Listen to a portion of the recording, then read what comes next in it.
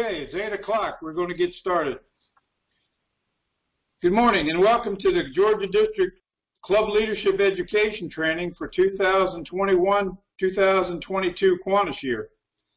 I want to thank each of you for stepping up to lead your clubs for that year. Please take this information back to your clubs and use it with your board of directors to have a wonderful year this year. Thanks for also getting up early for today. Somebody please mute. There is a Kiwanis International CLE Training. Please mute.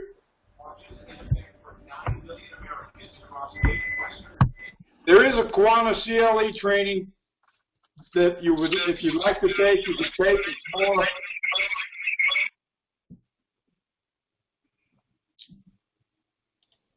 It's more generic to Kiwanis International and here in Georgia District. The purpose of this training is to understand the basics of running a club, become more enlightening club leader, gain knowledge of what is expected as a club leader, learn about Kiwanis programs, and understand the Georgia District and Kiwanis goals for 2021.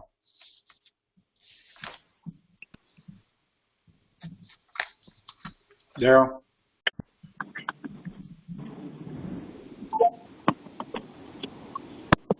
Next slide, Daryl.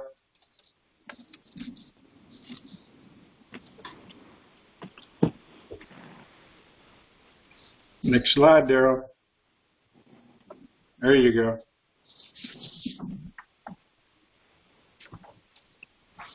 Remember that each club is a part of the global service organization, Kiwanis International. We're located in 85 countries. In Georgia, we have 18 divisions, 151 clubs, and approximately a little over 5,000 members at this time. Each club should not only support the community, but the Georgia District and Kiwanis International. Hello? Yes. Please put yourself on mute.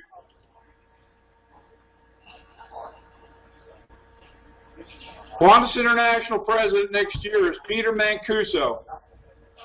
Peter's goals for the year is provide members with an excellent club experience that will also attract new members. Open new clubs and communities that will benefit from Kiwanis service. Strengthen and expand the service leadership programs. Increase leadership opportunities for all individuals. Encourage clubs and members to support the Kiwanis Children's Fund. Next, Daryl.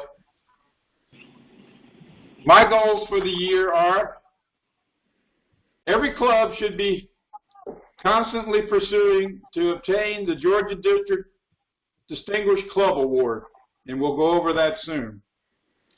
Contribute the requested amount per member, $24, based on your beginning membership totals, to the Georgia District projects, and to educate your club on how these projects can assist your club. $24 only represents $2 a month in your dues if you roll them into your dues. It can't be taken out of either. Well, thank you. All clubs must file their secretary reports by the 10th of the following month. And David will go over the secretary positions a couple hours from now. But the secretaries can file the report and they go back and edit the report as long as you make it on time. Filing it by the 10th of the month keeps you in good standing on your goal to be distinguished. Educate your club on the importance of participating in the Georgia District raffle. Your clubs have all received the raffle tickets, and some have returned them and some have not. Some have returned them, just the tickets. The tickets doesn't help the district and we encourage the clubs to participate. Encourage all clubs to properly budget their finances in order to have the funds available when the annual payments are due. This past year we had roughly 30 clubs that did not pay their Kiwanis fees on time, and I'm thinking it's because of their budgeting procedures. Each club should sponsor a student leadership program. The club must assign a club member as a liaison to that student leadership program. There's a spot on the secretary dashboard to put that name in. That person must have a clear Kiwanis International background check, and if not, if there's any incidents that happen with your club and that student leadership program, the Kiwanis International insurance will not cover you. So make sure you go back and check with the secretary that there's somebody assigned to the club and that they do have a current background check.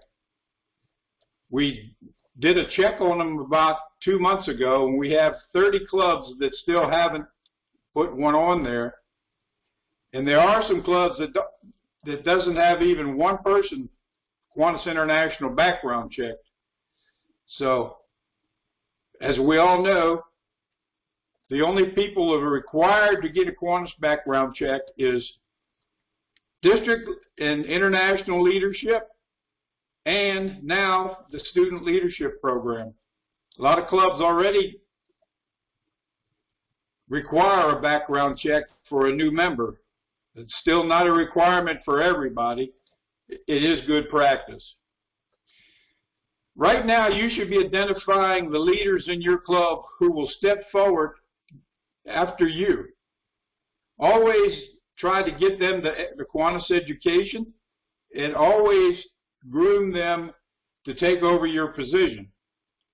One of the biggest problems we have right now is clubs not being able to have somebody volunteer to be a leader. So always, always start working on your leadership now for the next year.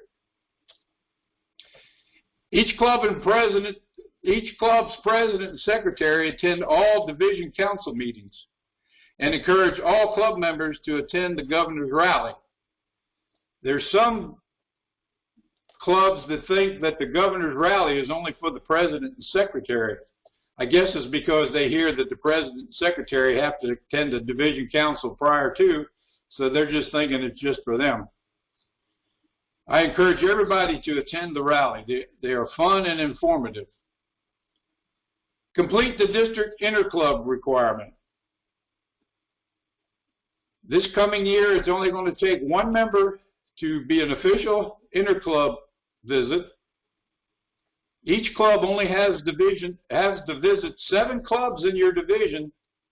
If you have less than 7 clubs in your division, you keep visiting the same clubs until you've met the 7, plus one outside of the division. Now here's the important part. You must let your secretary know to put that in the dashboard so we know that you've met the requirements. I think we have a lot of clubs that do more interclub visits, but the secretary fails to put them on the dashboard, or the member fails to notify the secretary that they went on an interclub.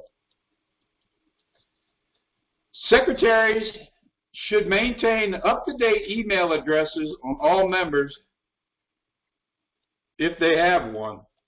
As we move into 2021-22, we are moving away from the cost of sending out paper Georgia Kiwanians and other information. We're going to have a newsletter go out every month, beginning of the month. We're only going to issue 2 Georgia Kiwanians hard copy. Reason being, it costs $2,500 to send out one issue of that paper. And as you all know, nobody wants a dues increase right now, so we're looking for places to save money. If your club has members that do not have access to a computer, make sure you check with them and see if they'd like a copy and produce a copy for them so they can stay up to date. Sometimes we think everybody is reading the Kiwanian from front to back, but there's been several times where somebody will come up and talk to us with a Georgia Kiwanian in hand and ask a question that the answer is on the front page. So we encourage you to read everything we send.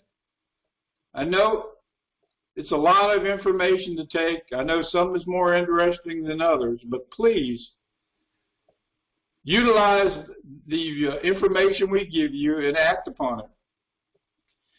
I plan next year to have an hour of educational hour via Zoom once a month, where we'll discuss different issues coming up, reiterate the Georgia District Distinguished Program, the district projects, interclub policies, and such. So I encourage you to continue to educate everybody and to remind you leaders of what's coming up next. Distinguished Club criteria for 2021-22 is nothing more than what your club should be doing every year as a viable, healthy Kiwanis club. Now I'll show you the requirements for the Distinguished Club. There's only 2 requirements that you must meet or you will not be eligible. And that's today attending the club leadership education. And in the club leadership education, I'm bouncing around now because I want to get you the required. The minimum of 3 people from your president, secretary, treasurer, and board of directors must have been given credit for this class in order for you to continue on with distinguished. Also, having your secretarial report completed by the 10th of the following month is a required. The rest of them, you need 7 out of 9. And the first is the club has a net increase of at least 1 member, or the club sponsors and co-sponsors a new Kiwanis club. That used to be a requirement, but we understand there's things happen, especially the last 2 years with the pandemic, that going out and recruiting is a little bit more difficult, but believe it or not, we have a club now that's plus 24 for the year. So it's not impossible. The problem is you still have to keep recruiting every day, every of the year. Conference attendance. A club must be represented to all division council meetings and 2 of the following. Mid-year training, which we'll have in Macon in March. District convention, which will also be in Macon in March. Or the Kiwanis International Convention, which will be in Indianapolis next year, the headquarters. I already ran over the interclub policy. The interclub chair is Tim Goodman from Swainsboro this year, and he averaged out the average clubs in each division, and it came to 7, which was why 7 is the magic number. That puts everybody on an even keel. What it also does is it makes it very attainable for every club. It's amazing to me how many clubs do not do interclubs. As past interclub chair, I have seen the benefits of interclubbing, getting new ideas for your club. Also learning what they're doing wrong or wouldn't work, so you wouldn't try it. Next requirement is, and this is something the clubs, I don't think we have one that doesn't do it. Clubs hosted projects or programs for children in their community. I know you all do a fantastic job of serving your community. Sponsor a service leadership program. A BUGS program or Terrific Kids counts as a service leadership program. Also, Action Club. Victoria Turney in Division 15 is the Action Club district chair, and she's actively trying to get your clubs and your divisions to find adults with disabilities organizations and trying to form an action club. Contribute to the Kiwanis International Children's Fund, which when you contribute to the district projects, $5 per member is given to the Children's Fund. The Kiwanis International Children's Fund has moved away, not eliminated Project Eliminate, but pooled the money and have moved toward a new initiative, which is childhood illiteracy, food insecurity, child health, and children's programs. But a portion of the money that we send to the Kiwanis International Children's Fund will be set aside to finish our 10-year project of the Project Eliminate and help continue to end iodine deficiency. We are not walking away from that program. And contribute to all the district projects. Like I said, it's $24 a year. That's only $2 a month for members, or $24 is a normal night dinner with my wife and I. That is the district projects. Oh, I said that you can use admin or service money toward the projects, but I found that it's a lot easier.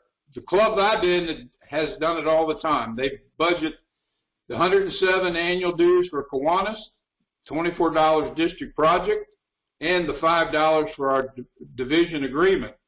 I say division agreement, and I bet you there's probably 8 or 9 of you, that doesn't know what a division agreement is. But the division agreement is agreement agreed by the division council that provides money, normally $2 to go toward the governor's rally, and $3 to help augment the lieutenant governor's travel as they visit you throughout the year. Georgia District also gives them a small stipend, enough to visit their clubs 3 times. But the lieutenant governors definitely need, lieutenant governors definitely need some assistance so they can travel and keep up. The good thing now is a lot of the lieutenant governor duties can be done via Zoom or other online venues. So those count as a visit, obviously. So some can utilize that way, and some can, well, they're supposed to visit you at least 3 times a year. So I'm hoping they come in and visit. They need to build a rapport between you and them, so all of us together can work toward the goals that we have set for this year. Your board, your incoming board, needs to have a meeting sometime before the first of the year and set your goals of what your club is going to do. As you know, the budgets are due by September. You need to look at what the club needs to spend and then what the club wants to spend, and then work on your fundraisers. We've learned this year and last that we can do a lot of fundraising via the internet. There's a lot of clubs doing monthly raffles only on the internet. It's no fuss, no muss, except for the person operating it, in order to gain more funds for the club. My club, we garner about $700 a month on our raffle, which is, when you're speaking in terms of the clubs that have a fair like Griffin and Statesboro, doesn't seem like a big amount of money, but $700 is $700 that you have to give back and help citizens of and children in your club area. Next, Daryl. District projects.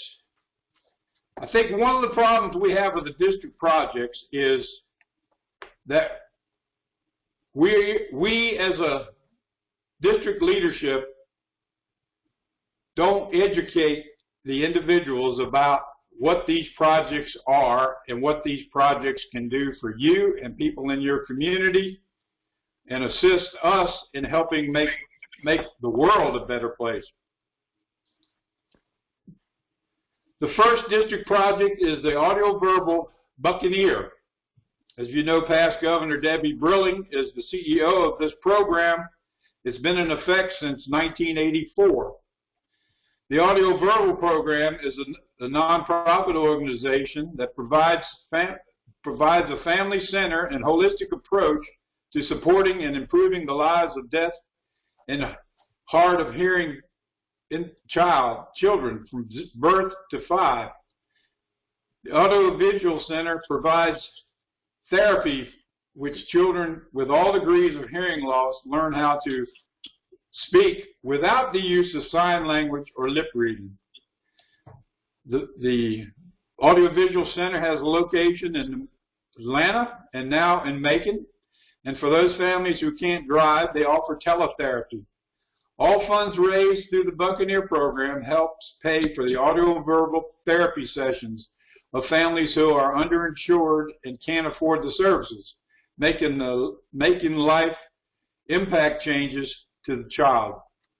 Now, I'm sure everybody in their city, unbeknownst to you, has at least one child from birth to 5 years old who can't hear.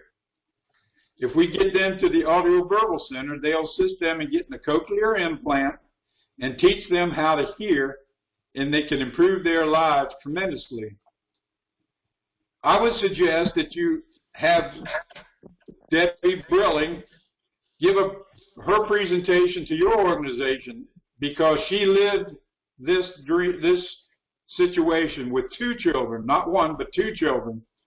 And as you know, the Samantha Downton is our district chair of publicity, and her son Jonathan is in a club in the Atlanta area, and they're both thriving as adults and hearing adults. The next is a district art and music showcase.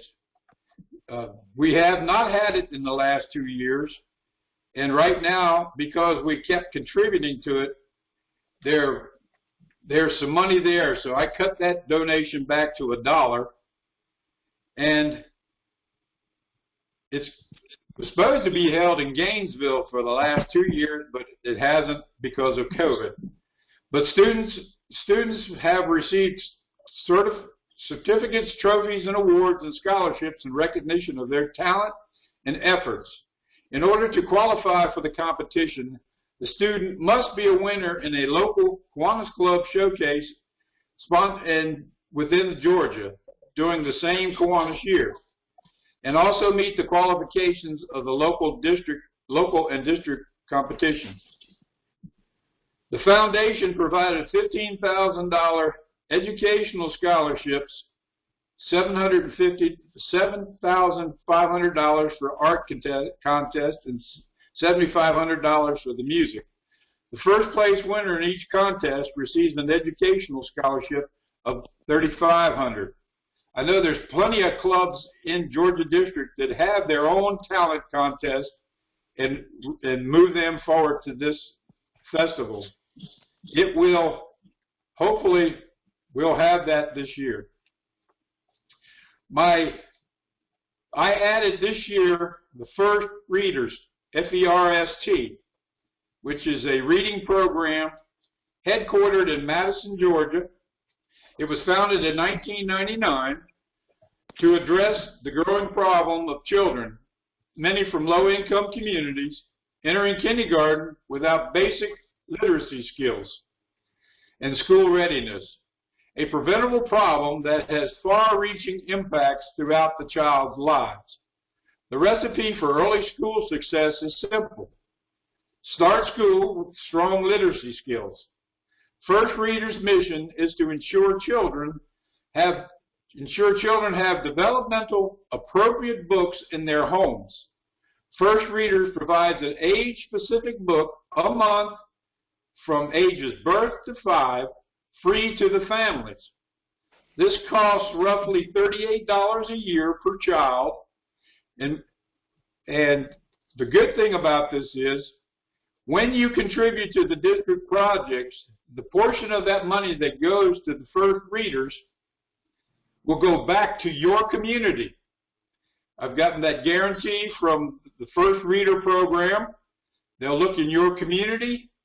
If your community or city doesn't have a First Readers program, they'll look at the county.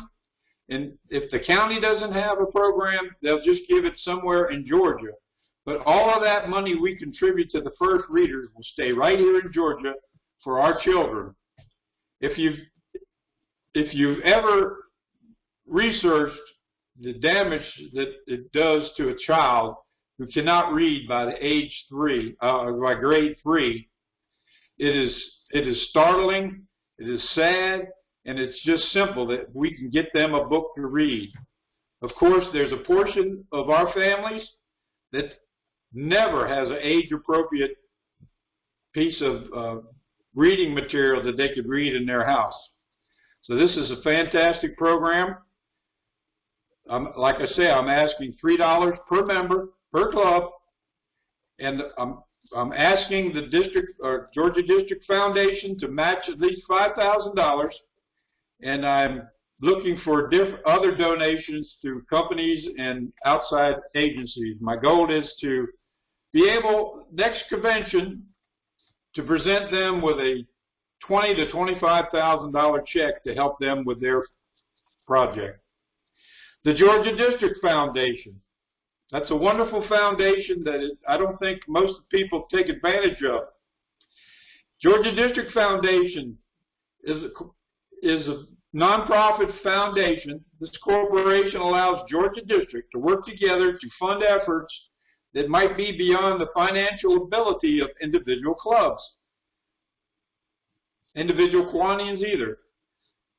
While most gifts and contributions to Georgia Kiwanis clubs and the Georgia District of Kiwanis are not taxable, gifts to the Georgia District Kiwanis Foundation is a 501c3, and they are tax deductible. Because of the support from the individual Georgia Kiwanians and their local clubs, the Georgia District Foundation has funded many worthwhile efforts that aid the youth in the state of Georgia, such as they eliminated scholarships, except they grant a scholarship. That policy was changed last year. Matched scholarships to the Start Arts and Music Showcase, funding for training in the Kiwanis International Key Club and Key Leader, purchase of special recognition materials for the Georgia District of Kiwanis International. I am asking each club to donate $7 per member per club, and next year the foundation chair is Barry Gardner. Tomorrow's leaders. Let me say that I substituted First Readers for Key Leader. The Key Leader program also has 2 years of money banked because we haven't been able to hold that function, which is we get teenage students to come to a weekend function and teach them leadership skills. But we're moving forward with that program this year, but right now they have the funds necessary. The next is Tomorrow's Leaders. Tomorrow's Leaders help pay for the district board of both Key Club and Circle K for travel and registration to conferences and conventions. Tomorrow's Leaders also offer scholarships to Kiwanis youth members in Georgia. This is an exciting and important way your club can participate in helping tomorrow's leaders. As you know, as a Key Club member or even Circle K going to college, the leaders of those two organizations, families probably can't afford to have them travel to these functions, so that's why we have that. The last thing on the district projects is the Kiwanis International Children's Fund. At the Kiwanis International Children's Fund, our mission is to develop resources and transform the goodwill and vision of Kiwanians into programs that serve the children of the world. So the work of the Children's Fund helps Kiwanians change kids' lives, often in ways that otherwise remain beyond the resources of the club or the district. In fact, our vision is to extend your Kiwanis impact. We strive to make your gift, to make sure your gifts help children in many ways, and we succeed by holding fast to our set course of values: stewardship, transparency, responsiveness, legacy, integrity, and trust. With combined funds from all clubs and Kiwanis individuals worldwide, the Kiwanis Children's Fund conducts national and international projects on behalf of the Kiwanis International. Such projects include assisting in the Lemonade campaign, providing high-quality medical equipment, providing assistance to the Eleanor Roosevelt Institute to help funds determine the cause of leukemia, provide financial assistance to Key and Circle K, provide assistance to the Kiwanis World Service Medal, and provides assistance to Kiwanis in Action video. The Kiwanis International Children's Fund plus the Georgia District are two great sources to apply for matching grants. The Georgia District Foundation will match up to $5,000, and the Kiwanis International Children's Fund may grant you up to a $10,000 matching grant. So these grants sometimes go without anybody asking for them. If you don't apply for them, then you won't get it for sure. If you have a playground project or a big project that you're thinking that would help your community, that's the place to go. Remember, when you apply for the money, it must be for a project coming up, not for one you had a couple of years back and still raising money for. So the next sheet, Daryl, please. This is the worksheet that your lieutenant governor will give you, and you just fill that out and you send it to the district office. You make sure the lieutenant governor has one, and you keep one for your records. So we encourage every club to contribute to the district projects. Next, George. Okay, here's the important dates. This year we have the Convention of Delegates again due to COVID. Stone Mountain, August 2021, where we'll conduct the business of the district, and we'll have some key committee meetings, and both boards will meet. March 12th will be the Georgia District Training Conference at the Centerplex Marriott Hotel in Macon. There again, June 10th through the 12th, Kiwanis International Convention in Indianapolis. We'll be headquartered in the Westin Hotel. And then August 11th through 14th, 2022, we'll have our live and in-person Georgia District Convention at the Centerplex Marriott Hotel in Macon, Georgia.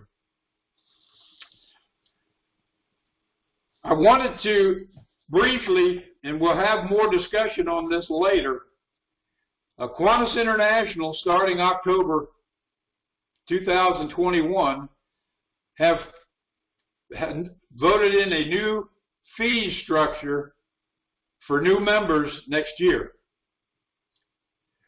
Now what happens is both Kiwanis International and the Georgia District have graduated dues depending on which month you join. It used to be every 2 months. Now it's every month. Now here's the sticker. If you sign a new member up this October, you will be billed $107 from Kiwanis International, which is the same amount of money that you'll be paying for your members that you carry forward for next year. That also represents $77 goes to Kiwanis International, and $30 comes to the Georgia District. As you all may know, the majority of our budget income is made up of that $30 per member beginning of the year fee. So now October is $107, and I said it's deduct it by 1/12 for every month until down to September, where September it is $8.92 to sign up a new member. That sounds great. Let's hold them all to September and sign them up for only $8.92. However, guess what happens October 1? The $107 kicks in. So each club, when I had mentioned budgeting prior, each club has to look at the graduated schedule and understand that you have to start banking money for the next year, next Kiwanis year, for every new member. Some clubs have a strong administrative account, some clubs don't. So you really have to be cognizant of how you bill. And what I'm saying is in September, when you could sign a member up for $8.92, you need to add the $107 onto that, so you'll have the money to pay October 1 for that member. And you go back to the months, you get to the middle, like January is $80.25. They've missed three months of their dues that I hope the clubs have that $107 rolled into their monthly, quarterly dues. Here's another thing that I'm discovering at this late date in my Kiwanis career is a lot of clubs only bill their members once a year, normally August or September. And I personally strongly discourage this practice. As you all know and been told forever, that we have the September drop. It usually runs anywhere between 225 and 275 members drop off of our total membership.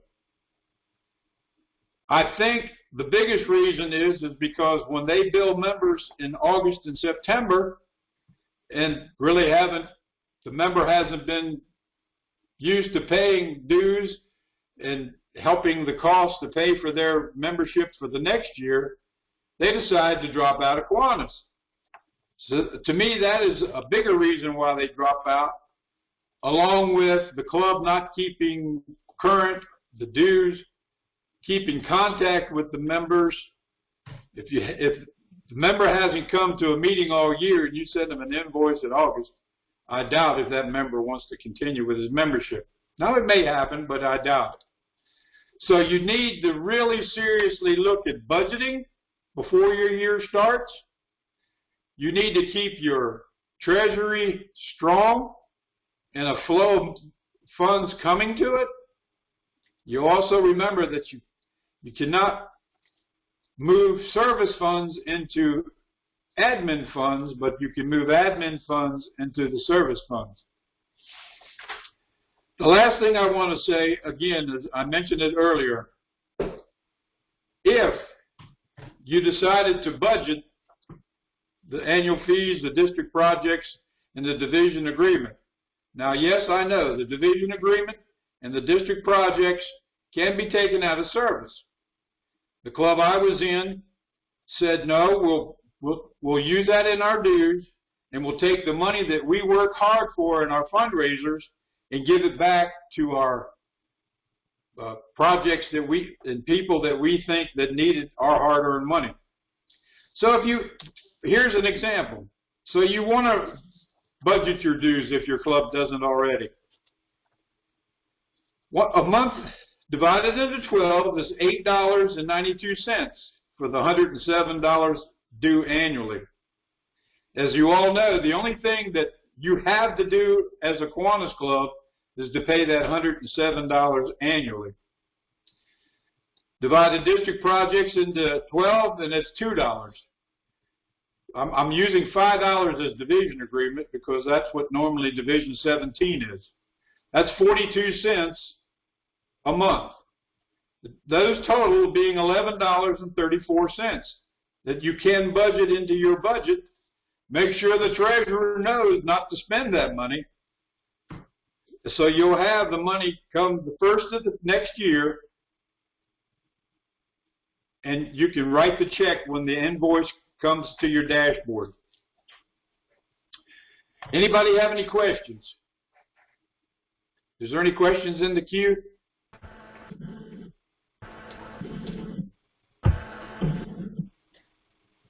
Anybody? Go ahead, Craig.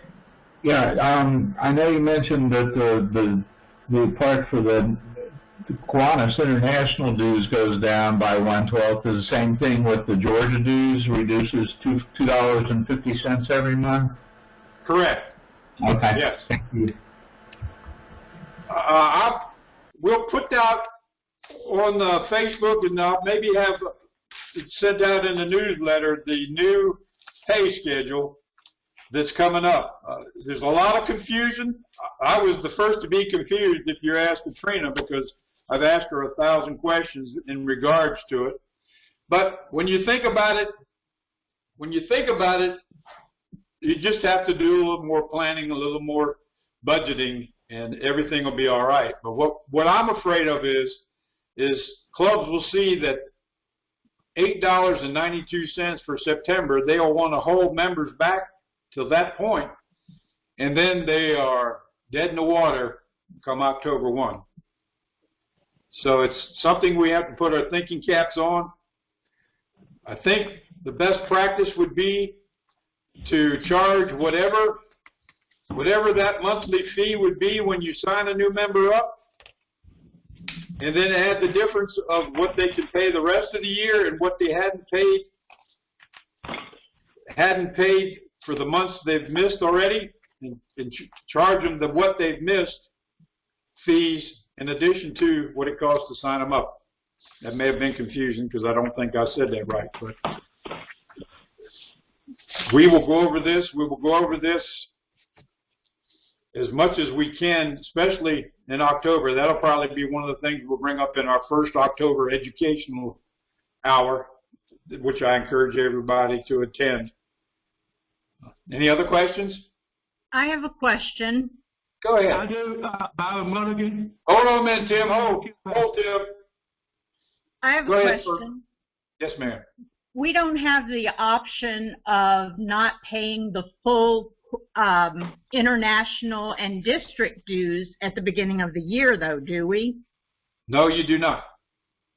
When you get the invoice from KI, that invoice is due, and I think it's payable by December. Right. So if we're a new club and don't have any money in our treasury, we basically have to charge everyone. We basically have to charge everyone the entire amount, because we've, for everything we've needed, we've been putting on our charge cards just to get them. And when I understand that. Yeah. It used to be, the old process is you used to have, in Division 17, most clubs at least give the new club at charter night at least $100 or more to help them with those early expenses. Unfortunately, some divisions have gotten away from that practice, but we need to bring that back, because we want to encourage new clubs and we want to give them all the help we can give them. And the first thing the club needs besides Kiwanis education is funds. Oh, yeah. I mean, $100 goes nowhere. I mean, you have to pay $50 just to get your Georgia license. I mean, everything costs money. I mean, I meant $100 for each club. Oh, I know, but $100, I mean, that's honestly nothing. We've spent hundreds of dollars. Of course. So, I mean, there is nothing left in our treasury, so we've got to get some money, even if we don't pay ourselves back for the hundreds of dollars that we've already spent. So, I mean, we really can't budget people over the year. We've got to budget once a year just to get some money in our coffers. Do you understand? Yes, in your situation, yes, that works. Yeah. But down the road, it's got to be rolled in, or you'll be in the same situation the following year, and then you'll have members that don't want to pay, and then they'll be dropping out of your club. Right. But for a while, we really do need to get some money built up. We have nothing. I mean, we're running on a negative balance, but. Yeah. The unfortunate thing is, in my opinion, is Kiwanis International also has taken away the grace year. Used to be you join 1 year, you don't have to pay the next year, and then you pay. But that has changed, so that puts an undue burden on you as you're finding out. Right. Right. Is this Forsyth County? Yes. Yes, that's all. Okay. Yeah. Is this Linda? Yes. Hey, Linda. Katrina, give me a call and maybe we can talk about some strategies so that maybe, you guys can start collecting dues quarterly or whatever so that this won't happen again. So we'll be glad to work with you offline trying to set up something for you. Okay. All right. Thanks. And by the way, congratulations again. We're so proud of you. Thank you, Linda. All right, next question. I do, Mr. Bob Mulligan. Go ahead, Tim. Yes, like you said, the international dues is not due yet.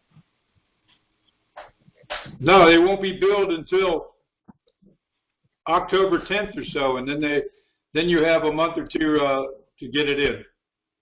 October 5th. Okay, so I got some members that sponsor that. I need to let them know that. Correct. So I need to go ahead and get them, go ahead and pay them, go ahead and let them know they need to go and pay that. Go ahead and get the national dues in before October 5th. Right. Get with David on that. David can give you the information. I will. Anybody else got any questions? Hey, Darrell. Good morning. Good morning. This is Wally Asbeck, president of Northside. Hey, Wally. Hey, how you doing? Last year, due to COVID, well, we added 3 new members. So I read somewhere that the district fee was waived. Is this true? For a period of time, it was waived. For a period of time, it was waived, and you'll need to look at your invoice and see if you've been invoiced for new members. We have a lot of clubs that have a lot of new member fees outstanding because they think that the fees were waived for the rest of the year. Now, the last thing that Kiwanis International did was waive fees for new members in new clubs, and I think that might confuse some people. Yeah, for the last we went ahead new clubs. Yeah, we went ahead anyway and paid the fees just to avoid any confusion for our 3 new members. So we're okay. Appreciate it. Thank you. Thank you. Anybody else have any questions?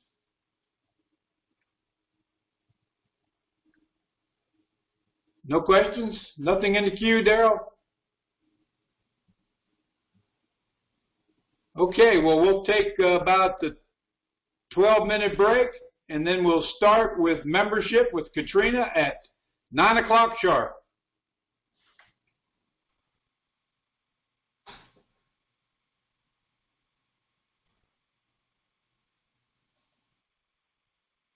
Thank you. You're welcome. Everybody's so quiet. Of course, they're muted, right? You're doing a great job.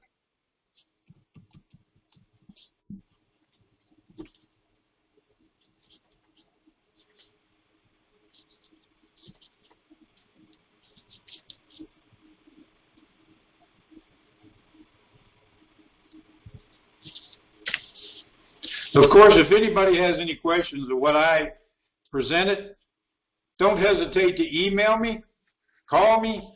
Be glad to discuss and help you in any way I can.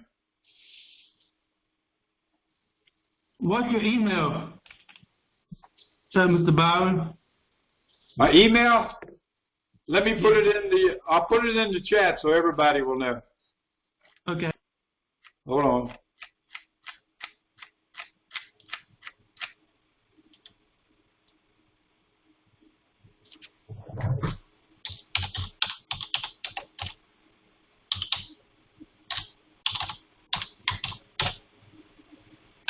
There's my email address, Tim.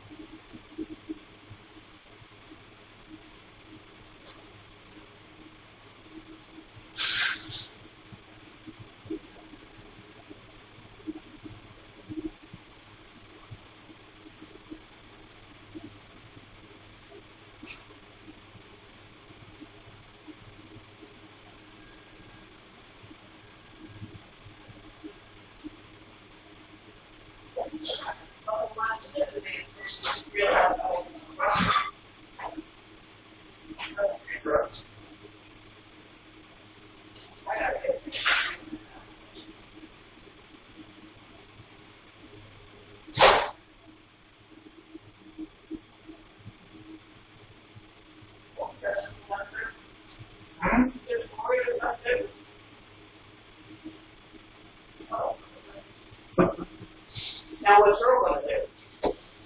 No, I got it off of your pack. Oh, okay. Okay, just turn around so I get a picture. Just have to be fine. Yeah, you did good and you went slow. It sounded good.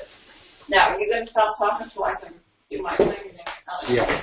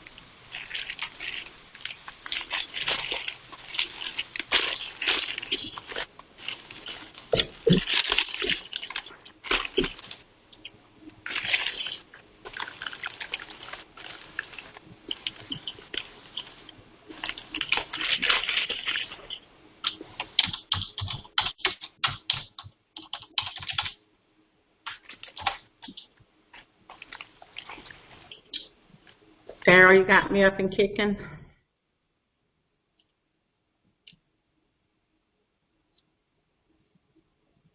I see Jerry Purdy finally woke up.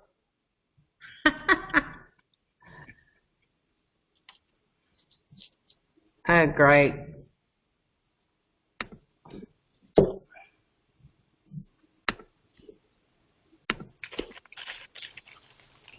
Hey, Miss Purdy.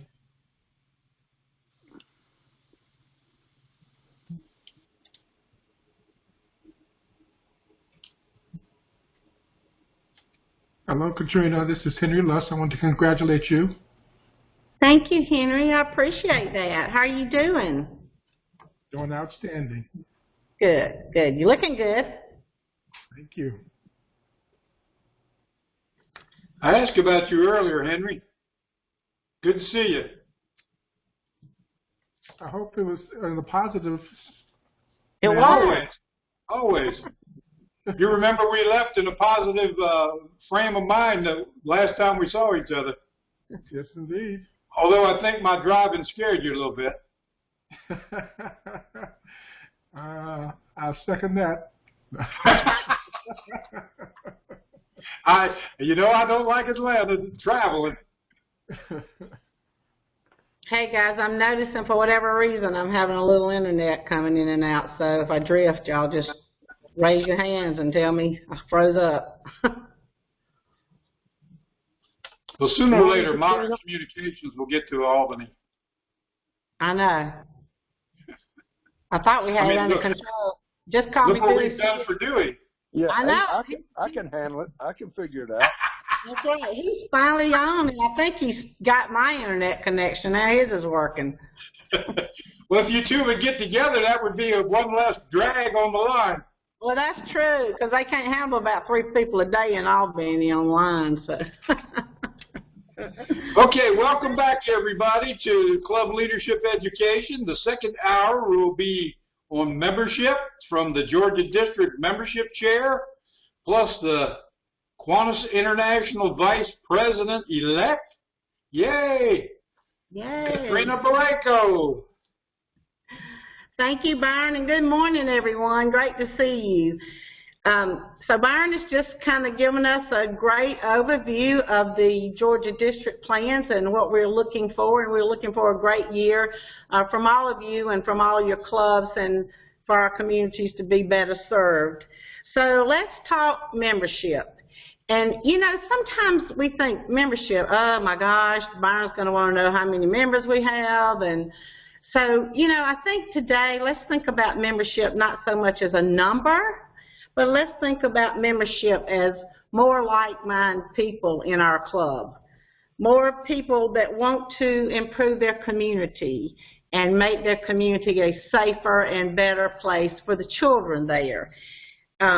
And also think about it as a place for you to ask people to join, because as all of you know, Kiwanians become family. So let's quit being selfish. Let's tell our story. Let's invite people to share the opportunity to improve their communities by serving the children through Kiwanis. So let's talk about membership. Darryl next. Oh, you're there. Golly, he's on it today.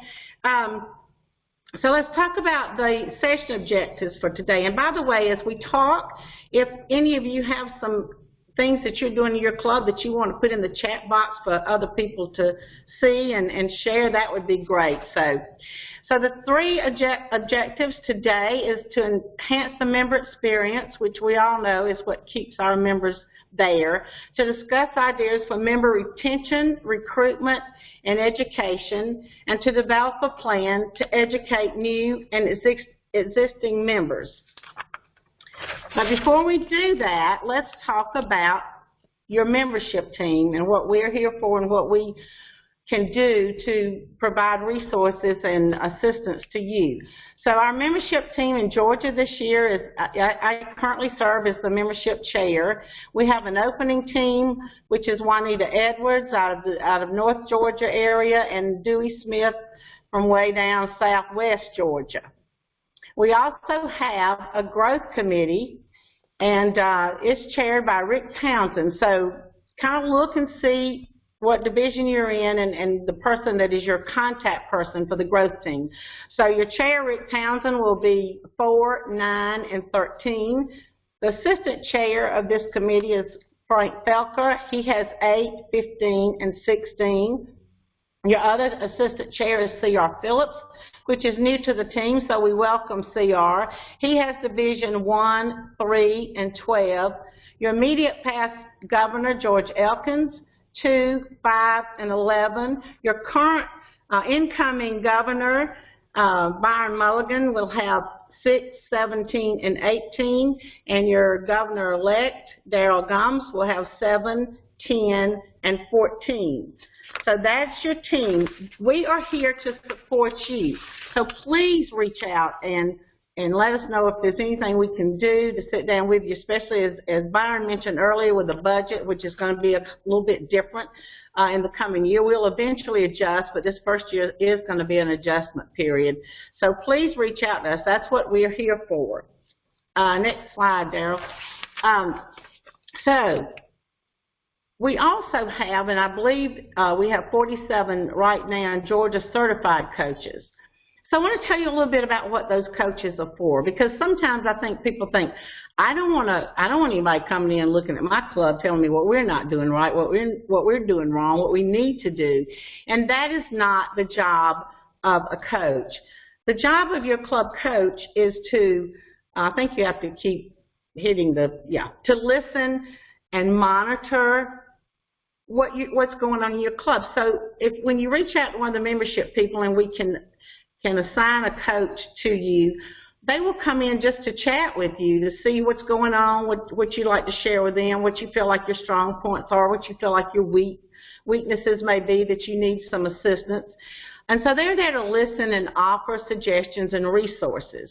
They will also be there to encourage growth by working with your membership chair and the president and the committee to kind of help you set a plan to grow your club. Again, not necessarily for numbers, but to help serve your community. And then they'll be there to celebrate the successes that you have as a club this year. Thank you. So we have teams, and the membership team will break up into groups, and so we will come into your club and your community if you would like to help you recruit new members. But before we can do that, we need you to really look, and that's something else you can work with the membership team and coaches, really need for you to look at, are you providing membership, an enhanced membership committee? What are you doing in your meetings so that, I mean, you know, we can recruit members, as I'm sure you can, all day long, but the hardest part, the challenge is keeping them involved and in your club and an active member. So what can we do to maybe make that happen? So you need a welcoming and engaging environment. When new people come in, they need to feel like part of, you know, you need to ask them to sit with you, chat with them, find out a little bit about them so that they're not wandering around thinking, I don't really know anybody here well except my sponsor. Make sure your meetings are fun and interesting.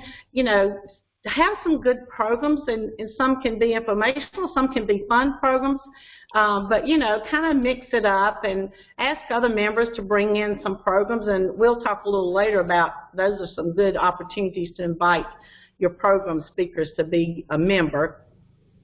Make sure, and Dewey Smith will tell you this every day, he says these clubs have to have activities and service projects.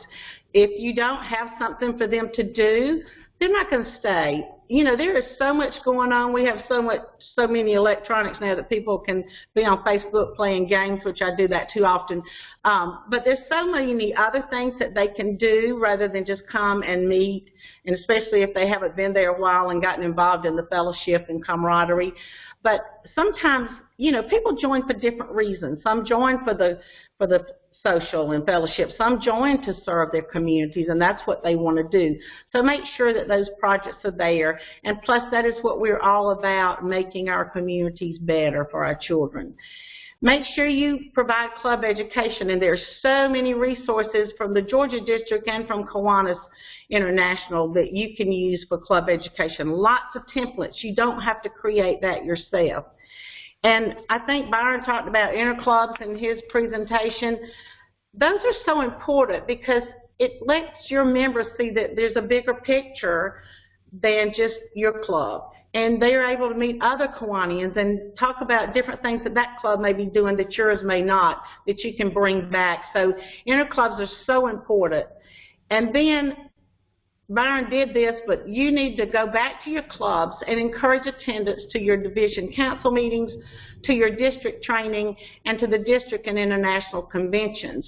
I can tell you that we had a member, and we took them just to mid-year training one time, and they were like amazed that it was bigger than our club and the people that were there and the different things they were doing. And I can tell you, if you can get someone to international district and international convention, they will get Kiwanis in their blood, and they will be back and get more involved. So I encourage clubs, as you start working on your budget, to put some money in there to help defray the cost to some of these meetings for your members. It's very important. It's an investment you won't regret. So let's talk about some of the resources that are available to your clubs. And I will tell you the ACE tools, which is Achieving Excellence, Achieving Club Excellence, are so important, I think, for your club to look, to maybe use some of these templates. Next slide. So let's talk about some of the 9 Club Excellence tools that you can use on a regular basis. I suggest, at your board meeting that maybe you introduce one of those tools at every board meeting to see if maybe that's something the board wants to use or implement. One of the tools is surveying your members every year and conducting exit interviews and those that are leaving. The survey satisfaction member satisfaction tool is pretty lengthy right now, the one that is the template in the ACE tools on the Kiwanis.org. So you know what? Take that and make it your own. You don't have to use it exactly like Kiwanis has, but take that as kind of a template. But I will tell you, and you'll see another slide in a few minutes, but if you don't want to take time, or if you think your members won't take time to fill out a full-page survey, then do a quick one. Have a piece of paper that says start, stop, and continue. And just have them write down 3 things. What are 3 things that they want to stop doing in your club? What are 3 things that they want to continue doing in your club? And what are 3 things that maybe they would like for the club to start doing, but you haven't thought about it or haven't done it? I think leadership, you will be surprised at the answers that you will receive, because sometimes we kind of get involved in the board and the ones that are kind of driving the committee members, and we forget to ask the members maybe what they're interested in or what they think we should be doing. Strengthen your club's purpose. That's one way you can go back into the community. There's one called Rediscovering Your Community, which I think is such a win-win template. What that particular tool shows you how to do is how to go back into the community and maybe meet with the mayor and maybe the business people, and there are probably some new business people. Sometimes you may have a new mayor in the town.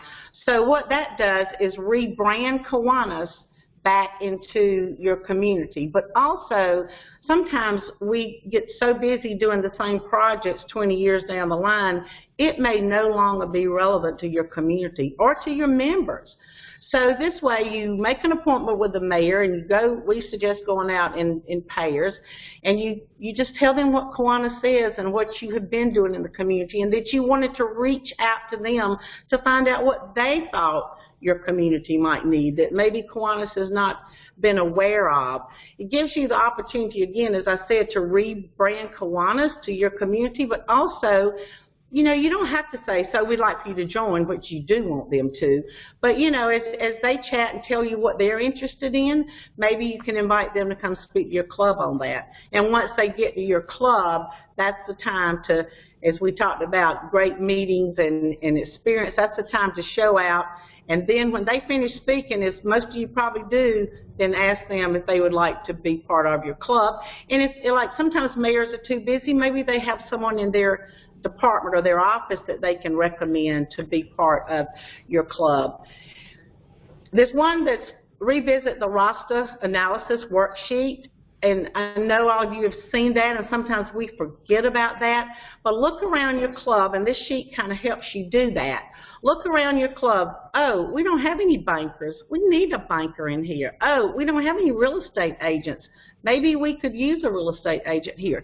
So kind of see what businesses and what areas, if you don't have any nonprofits, you know, those are great members because they always can bring you to the table needs of the community because they are really in touch with that, and usually so is your mayor in touch with the needs of the community. So those people are very important to be part of your club, to bring those needs to the table so that you can better serve your community and what is really needed. There's a piece in there about host an open house membership event. It's a great little template, but there are so many other ideas out there. I can tell you, and I know that many of you are doing some great things, and I hope that you will put on your chat box that if you are doing a successful recruitment piece every year to let them contact you and tell them what you're doing. But I can tell you, Coweta County does an awesome one every year. Marietta Golden K has a very successful recruitment program every year. So reach out to them and say, what are you doing? And maybe you can take that and make it your own in yours. And then be sure you celebrate your successes.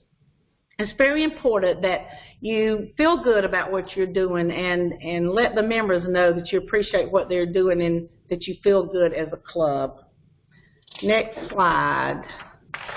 I know this is small, so I'm not expecting you to read this, but when you go to, and I hope Darryl will or Byron will put the website or how you can get to the Achieving Club Excellent Tools on Kiwanis.org. But this is a sheet that you will find in there. And what this does, I don't know if you can see it, but on the left side it says concerns. So if your concern is to, maybe I can read it here, members of your club and disinterested or dissatisfied, then it tells you which tools can help you do that. Member satisfaction survey, the analyzing your impact. So it just kind of helps guide you. You identify where you feel like you might need some help or resources, and it tells you what tool will be the best one that can help you. Next slide, Darryl. And we talked about that, about if you don't want to do that lengthy one, I suggest all of you go back and do that next month, you know, before you get your year started. Ask them what they want to stop doing to keep doing and start doing, and it will really kind of help some conversation with your board as to what direction you want to go. Next slide. So the next slide is is how you can get to the ACE tools. And if you have any issues, then, you know, you can always reach out to membership committee. We can help you get hooked up to that and also kind of walk through any of those tools that you need. All right, let's talk about the importance of club membership, chair, and committee. You know, I know that some of you have been in meetings where someone will come in and say, who's on the membership committee, and one person will raise their hand. And a lot of times that speaker will say, no, every one of you are part of the membership committee. And that's true. We do depend on every member to recruit and ask someone to join and share their experience of Kiwanis. But with that said, we need a chair to kind of oversee. And the other importance to that chair, and it says on the first bullet point, be sure the chair is entered on the secretary dashboard. So secretaries, be sure that your membership chair is on that dashboard because KI will directly send them information about membership. Also, if your club doesn't have a membership chair, go back to your club and start looking for one. That membership chair needs to have a committee, even though, again, as I said, you want everyone serving, but you need a core group to kind of form the plan, set the timeline, set the activities, and present it to the total membership. And I know that some of our clubs are small and you're like, holy moly, you know, we don't have enough people to be chairs of everything, or we're one member chair because we don't have enough people to go around. You know what? Many of you, or you probably wouldn't be on here, are wearing multi-hats in your clubs. So it's okay if you're on another committee or you're chair of another committee. You can still serve on the membership committee if that's your passion. So I encourage you to go back to your clubs and get that membership committee in place. It's very, very important to the experience and longevity of your club. Set goals for the number of new members each year. Now, this is something that probably the board or the president, the membership chair, whatever your procedure is in your club. But it's really important at the first of the year for you to let your members know, you know, this is how many members we would like to bring in this year. If you decide you want to do 12, that's great. Of course, mine are like 30, but okay. So we're gonna say 12. But break it down. Don't say, okay, we're going to do 12 members this year, and so everybody needs to bring one in. And you know what? We've done that a million times, and I haven't found many clubs where it works. So, but break it down into quarters. Like, okay, first quarter, we're going to bring in 3 members. We did it. We're successful. Let's celebrate. Second quarter, we brought in 3 more. Now we're at 6. We made it. Let's celebrate. So break your goals down quarterly so it's not so overwhelming. And maybe even have a some type of drive or whatever, or contest. I think Coweta County does contests. That's how they're so successful. But have something every quarter planned to get those 3 members in. And it kind of breaks it down. And of course, you know, we are hoping that if you say, okay, we need 3 the first quarter, actually you'll get 9 the first quarter. But with that said, at least it's doable, and you need to set it so that you can celebrate. So at the end of the year, you're not, oh, well, we didn't get any members this year, and here we are in the last month, we got go, go, go. So, you know, break it down, make it feasible, set those goals so that they can be achieved, but it never hurts to stretch them a little bit. This committee needs to make a plan of action with a timeline. So we talked about breaking it down quarterly. So, okay, first quarter, we're going to do this type of drive or whatever, and this person's in charge of it, and this is what we're going to do by November, by December. So make it so they know. I will tell you, I'm driven by deadlines. You know, I have like this fire hose, and so when the fire starts trying to jump over that line, that's what I address. And a lot of people are like that. We're busy. Kiwanians are busy people. That's why you do such a great job in your communities. So assign people a task, and you know, with your committee, maybe make one of your committee members in charge of the first quarter, another committee member in charge of the second quarter, so that one person is not overwhelmed with the burden of making sure those numbers are met. Very important that we plan and conduct new member induction and orientation. Some clubs, you know, for the induction, invite the person's family to come in and watch them receive their pin and their certificate, and make a big deal of it, you know. And you don't have to wait until you have 6 members to do an induction. I would do it pretty quickly, even if it's just one person, and make them feel special and they're welcome and they have their pin. And orientation is so very important. And again, sometimes we wait until we have 8 members to do the orientation. Again, don't wait. I mean, if you only have 1 member that first month or second month, that's fine.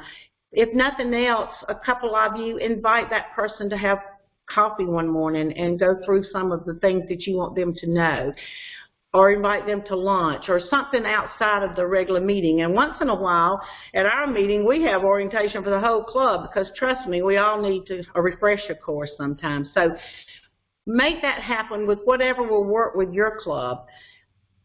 Kiwanis.org has a great orientation PowerPoint that you can go to, and then you can change it and make it into your club and add what you want to, and kind of adapt it so that it goes with your club. And then share your passion of Kiwanis with that new member and anybody else you see standing in the grocery line. It's so important. We do so much in Kiwanis, and we just do not share that, and we don't tell that story, and we're selfish sometimes. Why won't we share what we feel, the joy we feel when we see smiles on those kids' faces, on those parents' faces? So I encourage you to share that story with everybody. All right, let's talk about, we talked about your membership committee, but part of that committee needs to be also taking care of your existing members. Sometimes we get so busy recruiting, we forget about the members that are there and how we need to make sure that they are in a place they want to be and that they are happy in the club and what we're doing. So call those members that miss a meeting. I know I wasn't part of the club back then, but I remember them telling, you know, we always have horror tales from past. We had a member, and I think they had like 20-something years of perfect attendance, and they got sick, and they missed 3 or 4 meetings, and you know what?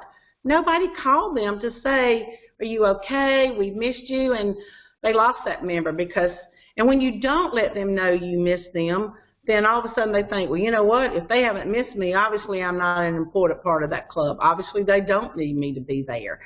So, you know, either have people that call. There are all different kind of ways you can do that. Some people have cards with, you know, the leopard spots or whatever on it, and they'll say, we didn't spot you this week, you know, or just different kind of little cards. And so they'll have those on the table, and maybe the secretary or whoever's in charge of that will address the person that's missing a little on the front of the card, and then someone will come by and pick that card up. And like maybe Henry picks it up because he knows Byron and he did miss him, and he'll pick that card up and he'll just write a little note to Byron saying, I missed chatting with you today, and he'll put that in the mail. So, you know, there are different ways that you can tell members that you are missing them.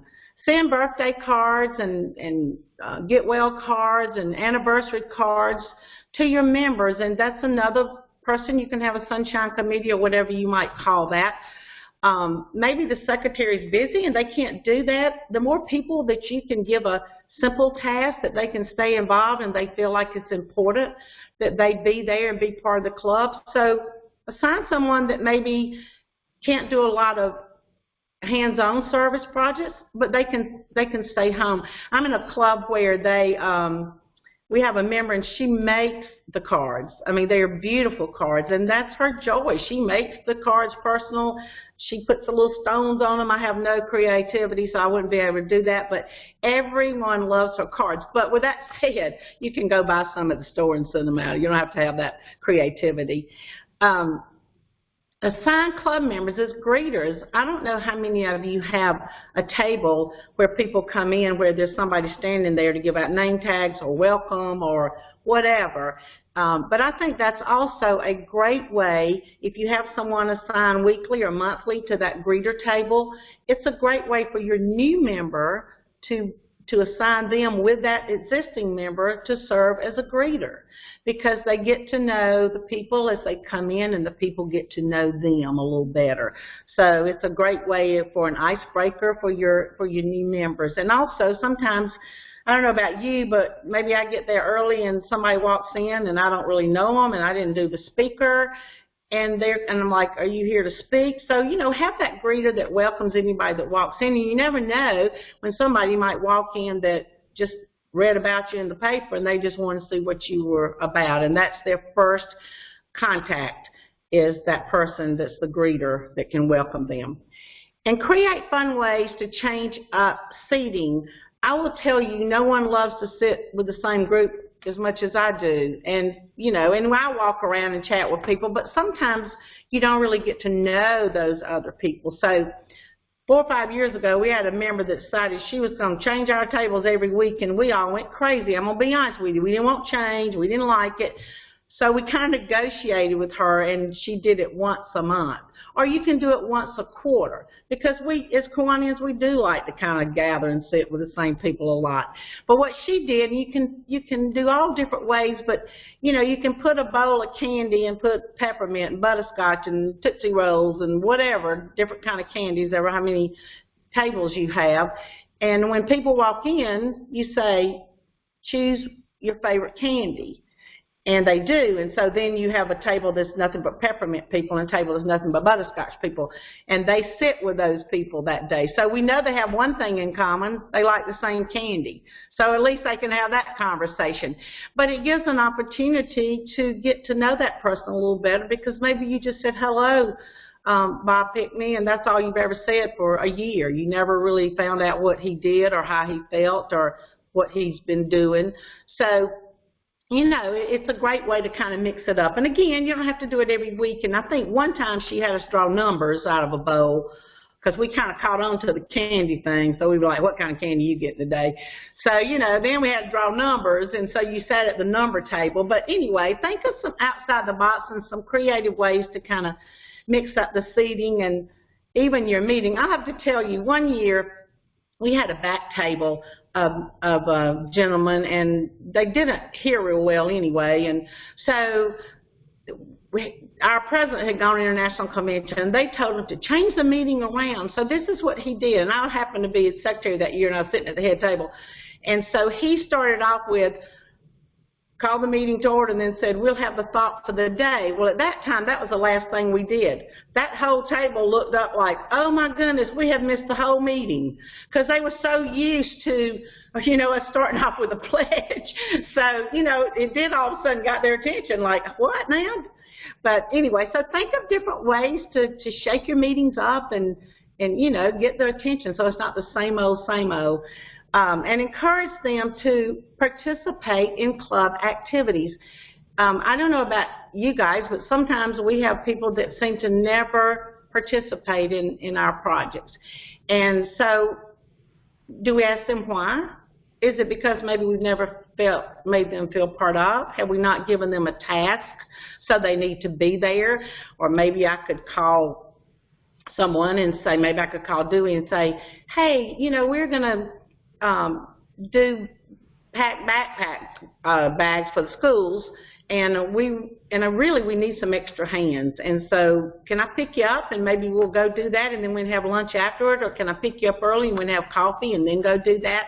You know, and make them feel part of and included. And that's another thing you can do with potential members. Call and say, I don't know if any of you saw on Facebook, but Tattnall County packed 1,200 school bags for their kids. I'm sure that took a lot of hands. So what a great time to invite someone that's not a member to come help you do that. They are able to meet other Kiwanians. You can chitter-chat on the side informally about that. So I encourage you to make sure that all your members are participating and find out if they're not, why. Not directly ask them, but, you know, give them a reason to participate. I see Darryl moving me right along to recruitment of new members. So most of you probably know this, and there are all different ways that you can think about recruiting new members, and that's what I tell people. Here's your legal box, and anything outside that box is open for you to do. So as long as you stay legal and ethical, we are all about you recruiting members any way you can. So every non-member who visits your club or assists with a club project, we talked about that some. Every speaker at your club, I will tell you, one year we had a speaker from a nonprofit, and afterwards we always had a member that asked them to join. And he says to her, so are you a member of another club? And she goes, no. And he goes, because you don't have time or what? She goes, no, nobody's ever asked me. All the time I've been to speak at organizations, nobody's ever asked me to join. And so he says, well, I'm asking you. And she joined. And she was a great member for 10, 11 years. So you never know. I mean, all they can do is say no. And if they say, no, I'm already in another organization, well, do you have someone else in your business or your office that could be part of our club? Because we'd really like to have an input from, you know, especially if it's a nonprofit or whoever. Club brochures. In Georgia, in other districts, and KI has a template on their website of some club brochures that all you have to do is click in your information. But have something that you can hand to people and keep in your car or your wallet or wherever, that you can just hand to someone you may be talking in line. I was at church the other day, and they were congratulating me, and this lady said, what is Kiwanis? It's her mistake of asking me that. So I started telling her all about Kiwanis, And she's like, and I said, and we'd love you to come to one of our meetings to see. And she said, well, I wasn't trying to join. I said, and I'm not asking you right now. I'm just asking you to come visit our club and meet the other Kiwanians. So, you know, every opportunity, and again, hate to shout Dewey out, but, you know, he's always has his pen. He even sleeps in it. It's usually on his pajamas. But anyway, yeah, he's got it on always.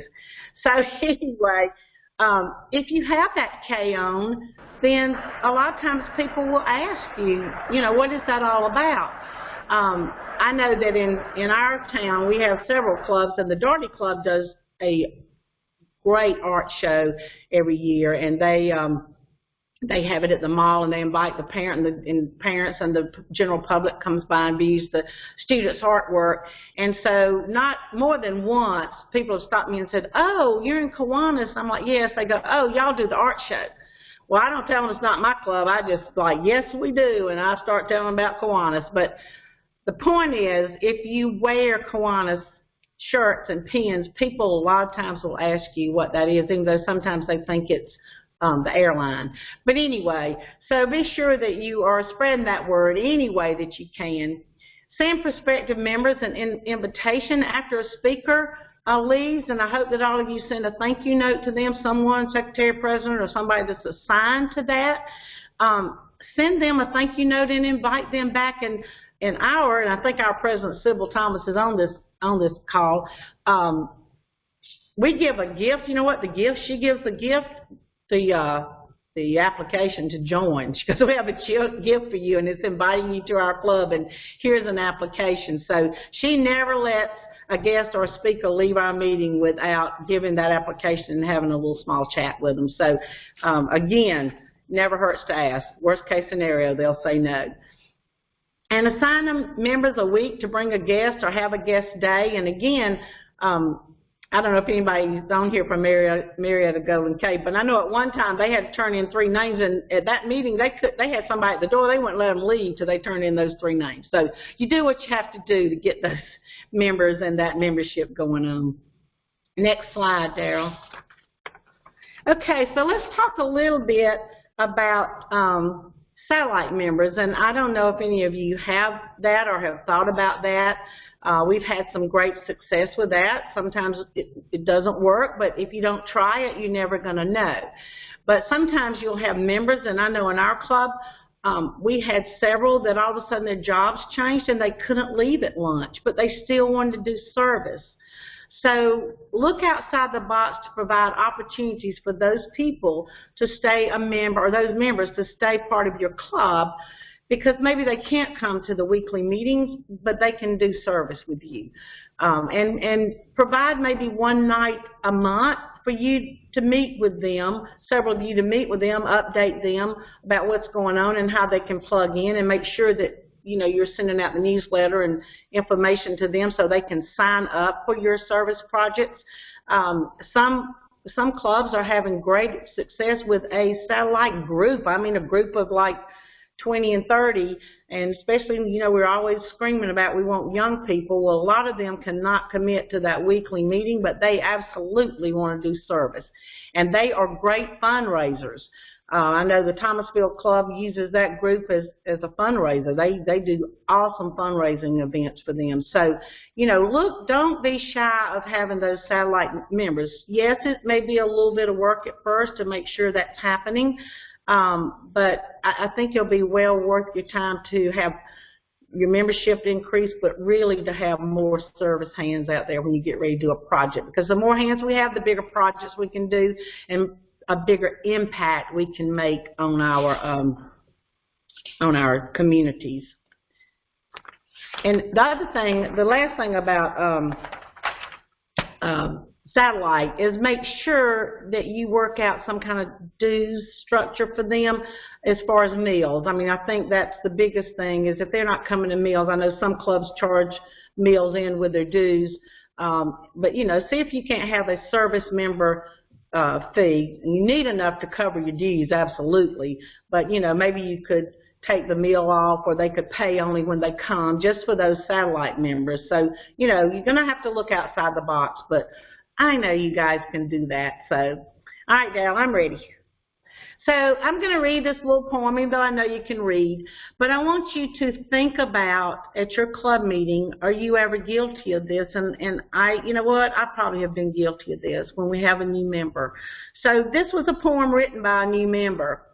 I see you at the meetings, but you never say hello. You're busy all the time you're there with those you already know. I sit among the members, yet I'm a lonely guy or girl.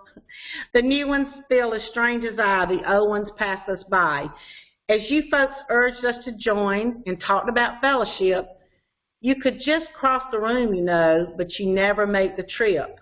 Can't you just nod your head and smile or stop and shake my hand, then go and sit among your friends? Now that I'd understand. I'll be at the next meeting and hope that you will spend the time to introduce yourself. I joined to be your friend. So, you know, we really need to make sure that we're making those new members part of and that we make them feel welcome and get to know them. You know what? People always want to share about themselves. So just ask them what they're doing and, you know, what you can do to help. I know that I was sitting by a guy at another club and they were talking about SLP and I knew him, and he leaned over and said, I have no idea what SLP is. They talk about it all the time. And I told him, and I said, so have you not had any orientation? No, they hadn't done orientation. And I said, well, did you ask other people? He said, no, I just hated to ask, you know, because he was new. He didn't know a lot of people. So I guess the point is, you know, not only have your sponsor kind of, for lack of a better word, responsible for that new member, but maybe also have a mentor. See who in your club would be good mentors, who knows the club, who is that kind of person that wants to chat about Kiwanis, and assign them also to that person so that if their sponsor's not there, the mentor will be there, or vice versa. And sometimes, as we all know, sometimes the sponsors are not the best mentors because they, for whatever reason. So I encourage you to make sure that you have at least 2 people assigned to those new members to kind of sit with them at first, because for those of you, I don't know if you remember, it's been a long time, but I still remember the first time I went to my club, and it was about the 3rd time I went, my sponsor wasn't there, and I sat down in a chair, and they said, oh, no, you can't sit there, that's so-and-so's chair. I'm like, okay. So I got up and found another one, but I thought, I don't know if I'm going back. I mean, you know, all of a sudden I didn't feel part of.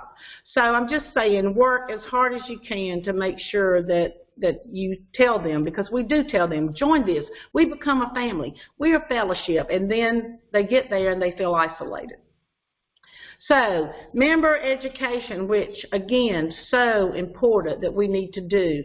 Not only, again, for our new members, but our existing members. Just like that guy had been a member for 6 months, didn't know what SLP was. And we're bad about using those, like ACE tools. I say the ACE tools, and people fuss at me, well, I don't know what that is. So, you know, be sure that when we're using all those acronyms that we explain what they are we just assume everybody knows, and they don't. So make sure, we talked about this a little earlier, that you do a new member orientation, that you provide your local club history. You know, what is this club? Do you have a question? Yeah. If you have members, and a bunch of them, it's easy to have an orientation. I wonder if you get one member, how do you do an orientation for one member? Well, until you can have the full-blown program, I guess, and I think I mentioned that earlier, at least take them out for coffee one morning for an hour or 2, or to lunch, or, you know, invite maybe them to where 4 or 5 leaders, or I don't know. I mean, I think there's some ways that we could do smaller orientation at first until maybe we do have one for 5 or 6 people. I think the main thing is to just make sure that they are aware kind of what the club does, what Kiwanis does. I mean, we don't have to fire hose them right at first. They just need to be familiar enough with, you know, and maybe that first orientation, if you just take them to coffee or lunch, is about the committees and what committee would they like to serve on, and tell them a little bit about the different committees. Tell them what this club is known for. You know, like if I was in the Darty Club, I'd tell them about that art showcase that they have for kids. So, those are the things at first that you need to do. We don't have to tell them everything there is to know about Kiwanis. I think it's important that we do let them know a little bit of the structure, that we're a local club and we're part of the division in the Georgia district and the Georgia district and Kiwanis International and how that filters in, but we don't have to go into the whole history of all that. I think the most important thing at first is to teach them about your club and the legacy of your club and how important it is to the community and what we are all about, the mission of serving children, even though we do other things like seniors. Because I tell people, and they say, well, I thought y'all were about the children. And I said, you know what? If the whole community is not healthy, it's not healthy for the children. So that's why we can serve the whole range. Does that answer your question, Dewey? Was that? Okay. And again, what is your club known for? Provide information about Kiwanis so that at least they know they are a bigger picture. And that's why, to me, it's so important to take them to the district training and international training. That's where they really can get more information, because a lot of times I'll have people say, I had no idea about this until they went to some training at international or at the district. And the last thing, and Byron also mentioned this, emphasize participation in training opportunities. And now we have, I'm an in-person kind of girl, but we have got a lot of online training now. So, they can get that as a starter, and then maybe, they can, hopefully we can have more in-person meetings as we get out of this COVID situation. Next. Okay, so we probably really have worn this out with your new member orientation. So really that's just kind of some things that, you might want to tell them. I will tell you, and I'm a firm believer in the objects of Kiwanis, because I will tell you in Denver, I'm so excited, I hope this is going to happen. In Denver will be the year I will be international president, and it is in Denver because 100 years from then, from 24, was when the objects of Kiwanis was signed in Denver. And those objects of Kiwanis have not one word has ever been changed in 100 years. It is our foundation. It is what we built this organization on. And we have changed our mission. How many of you remember when the mission used to be, our motto used to be, we build. And we still do build, but they have changed the mission statement over the years, but they've never changed the objects of Kiwanis. So if you haven't looked at those lately, I encourage you to go back and do that, because that is absolutely our foundation. Okay, so life is short. Do stuff that matters. And Kiwanis matters, I hope, to all of you, and our kids and our communities depend on us keeping Kiwanis strong, and we depend on you to keep your club strong. So make sure your club is member ready. Make sure you have a membership chair. Make sure that you have some type of new member orientation, whatever that looks like for your club and your situation. Mentorship is so, so important. I can tell you right now that I wouldn't be in this position had it not been for the mentors along my way. If it hadn't been for people, somebody asked me, so why did you pursue leadership in Kiwanis? I said, well, actually it pursued me, because as I came along, which is another whole presentation, and I won't go there, but as I came along, people said, they asked me to be a committee chair, even though I didn't know how to do that. And you know what they said? It's okay. We'll teach you, we'll show you, and they did. And so because they did, I was willing to move up when they asked me to be secretary, et cetera, et cetera. So I encourage all of you to look around your club and think, you know what, I think that person, I think Daryl Gumps has some potential. And so I'm going to encourage him to go with me to training. I'm going to encourage him to take on a committee if I was president or whatever. Get them involved, because a lot of people won't, unlike, as Dewey says, unlike me and him who raise our hand and do everything, there are a lot of people who will not step up unless you ask them. They want to, but they need you to ask them, encourage them, and let them know that you're there to support, teach, and give them the resources to be successful. And then make sure that you have an exit interview, whether it's just a 5-minute conversation on the phone or whatever. Sometimes they won't fill out, or maybe sometimes you might want to call a membership person that's outside of your club and say, could you call this person and just chitter chat, because sometimes they don't want to tell the club why they left. But if you can find out, other than if they're moving or help, but sometimes, why did you leave this club? Is it because we didn't have you involved enough? Is it because we didn't have interesting programs? You know, that's where you can learn what you can do better in your club to retain your members, is in those exit interviews. It never hurts to ask you, are the members who are not coming, you know, what, is there a reason you're not coming? Is it because you work, or is it because of something else? So, are there questions and comments? And Daryl, I hope you and Byron kind of been looking at the chat. So let's see, the question was, how do you do orientation? Would you? Oh, okay. Anyone want to ask a question, or were there any in the chat box, Daryl or Byron, that we need to address? There weren't any. This Katrina? Yes. This is Stephen Secure Pastor. Hey, Tim. Yes, I do have a member. He, when COVID started, we was on Zoom, but when we started meeting back in October, he was on Zoom. And his name is one of my members, and he just came back in person. Good. And I kept calling him, telling him, hey, whenever you have a chance, just come back in person.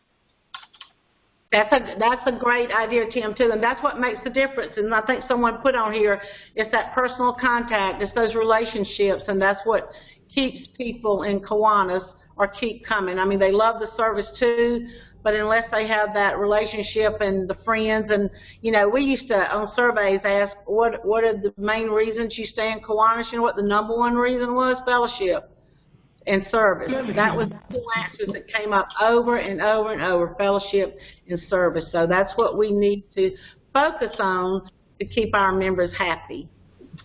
Anyone else?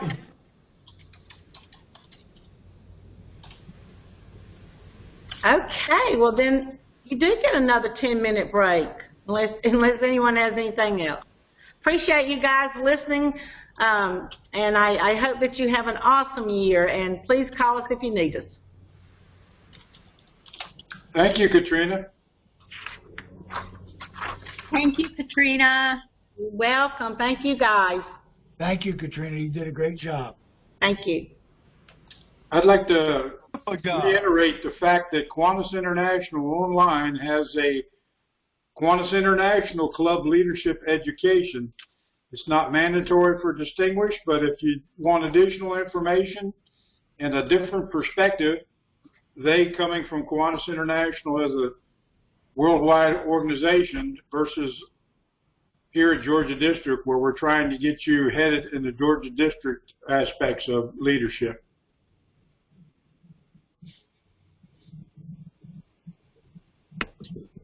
Actually, we're really doing better on time than we did the first lesson, so it looks good. What I will do is I will start the next session straight up at 10, so you have time to get coffee or get rid of coffee, whichever you need to do, both for some.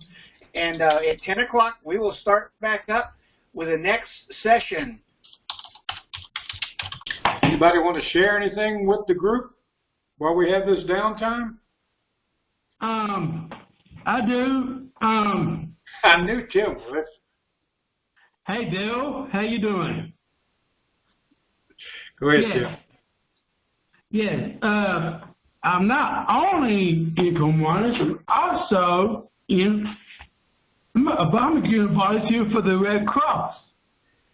And I try to get some program chairs if we could get the Red Cross to come and speak to our local Kiwanis Club in Cordell. So I'm trying to get my supervisor and I come speak together, because we need more volunteers for the Red Cross also. So I'm doing big things at once. Well, thank you, Tim. Anybody else want to say anything? Something special your club's doing? Something special club's coming up? I know there's a golf tournament coming up at Lost Mountain. There's also a golf tournament at the district convention of delegates in Stone Mountain if anybody wants to come and play on Thursday afternoon. It'll be nice and cool on Thursday afternoon at Stone Mountain.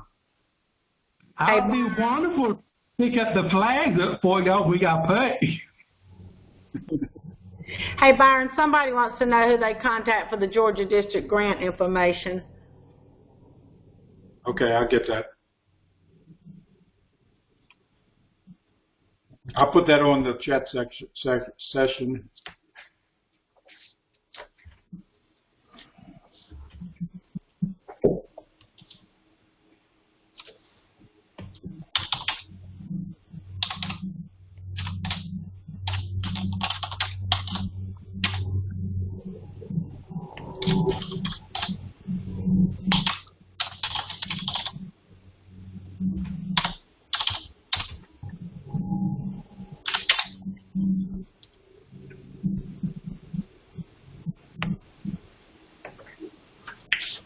Shucks.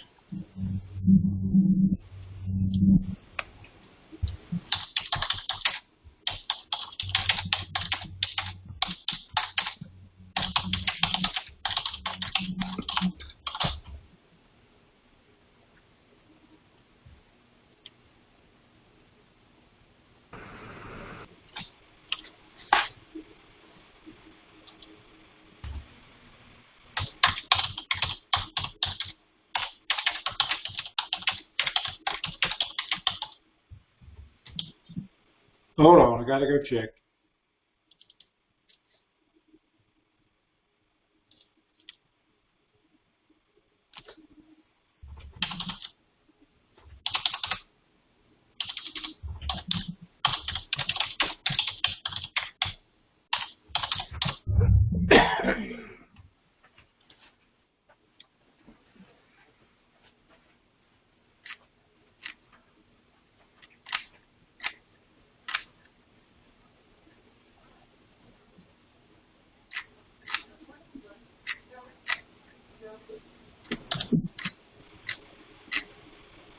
Of course, it isn't coming from.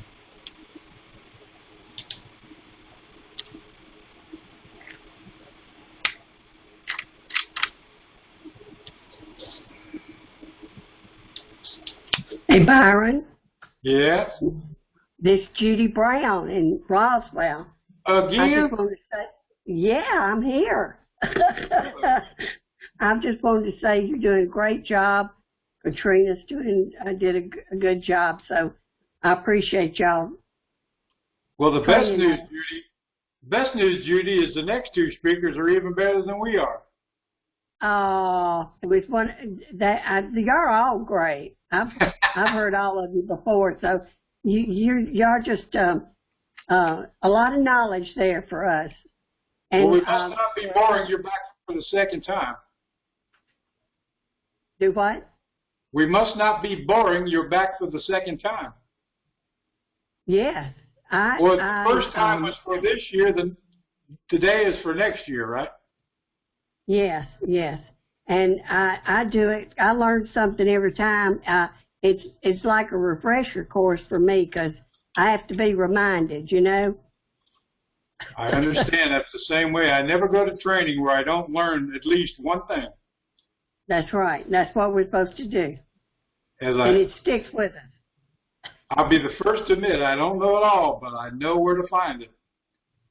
That's the main thing. So most of the place to find it is to ask Katrina. Alexa. Yes, yes. Oh, yes. I've depended on her a long time. So thank you. We're on speed dial. Yes. I bet you are.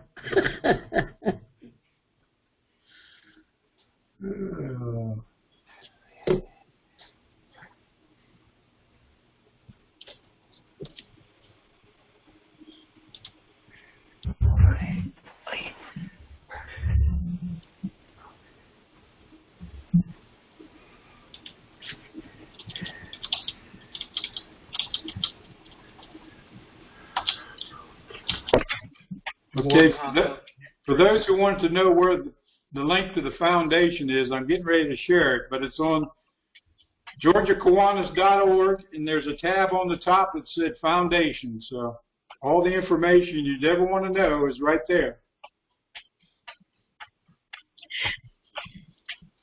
I encourage everybody to go to the Kiwanis.org site and see what Kiwanis International has to offer, and the Georgia District site to see what we have up. I know a lot of people are not into Facebook anymore, but we post a lot of information, a lot of activities the clubs do throughout the year on the Facebook page.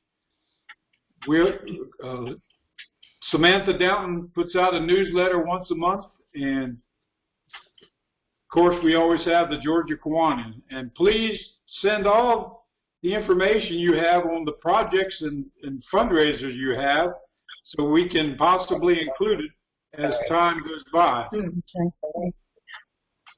Hey, I had put you on mute because I was going to speak. Our clubs do so many great things in their community and beyond that it's just,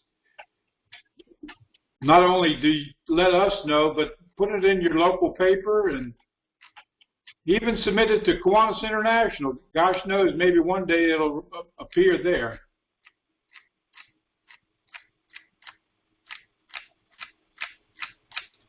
The one great thing about Kiwanis International during the COVID period is the staff has done an excellent job either updating some of the information or making new presentations. So cruise through there under training or district or whatever, there's leadership. There's all kind of training on each position that you may hold within your club. And it's at your pace tutorial, so to speak, and you can stop and start anytime. So it's always good to keep learning more. If we're not learning, we're going backwards. And there's always people that say, I know everything, but they don't. Some people know about the regulations and policies and procedures we had back in the 90s, but we've had a lot of changes since then, so we need to constantly update ourselves.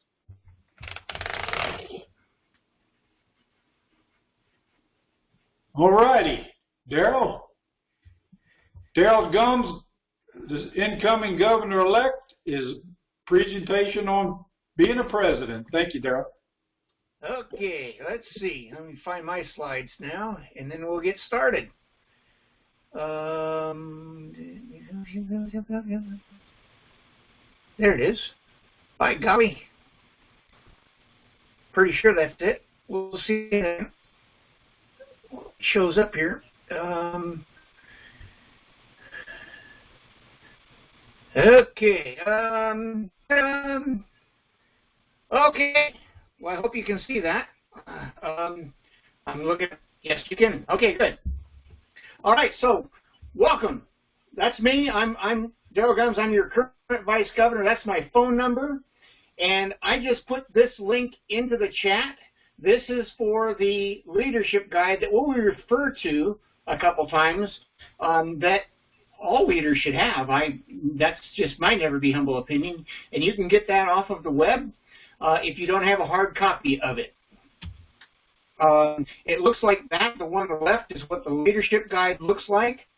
We are going to be focusing on the president portion of the book.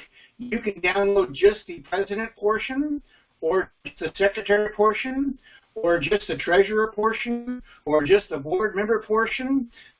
There's lots of good stuff in there. But presidents, you should have the whole book. You should know what everybody's supposed to be doing because, you know, it's kind of your job. Okay, so what we're going to do today, I hope that when we're done today, that you are really very prepared to lead your club in growth, retention, and increased service to effectively manage the club's operations. And I normally don't read slides like that, but I know that there are some people that are listening that aren't seeing slides, and so I am trying to tell you what the slides have. So I normally wouldn't bore you with reading them, but some people need that today. So the first thing is there's a whole bunch of stuff for you to get to. And it's all at Kiwanis.org. If you go to www.kiwanis.org, and then go to member resources.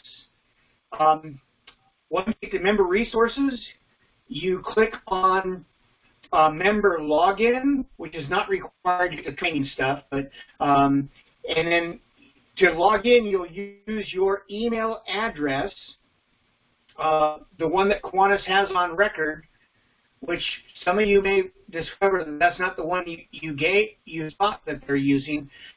If you don't know what it is, see your secretary, and your secretary can tell you which one it is. Excuse me, Daryl. Yes. Can you get closer to the mic? A lot of people are having audio problems. I'm sorry. I meant to do that, and I forgot.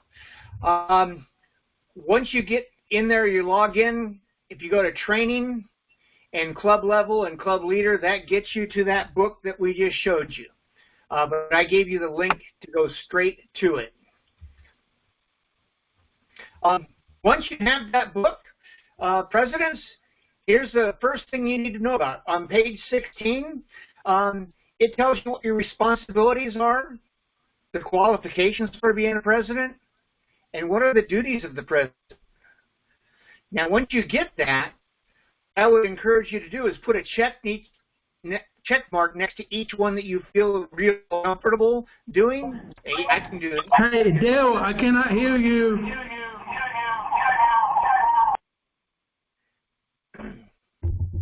Okay.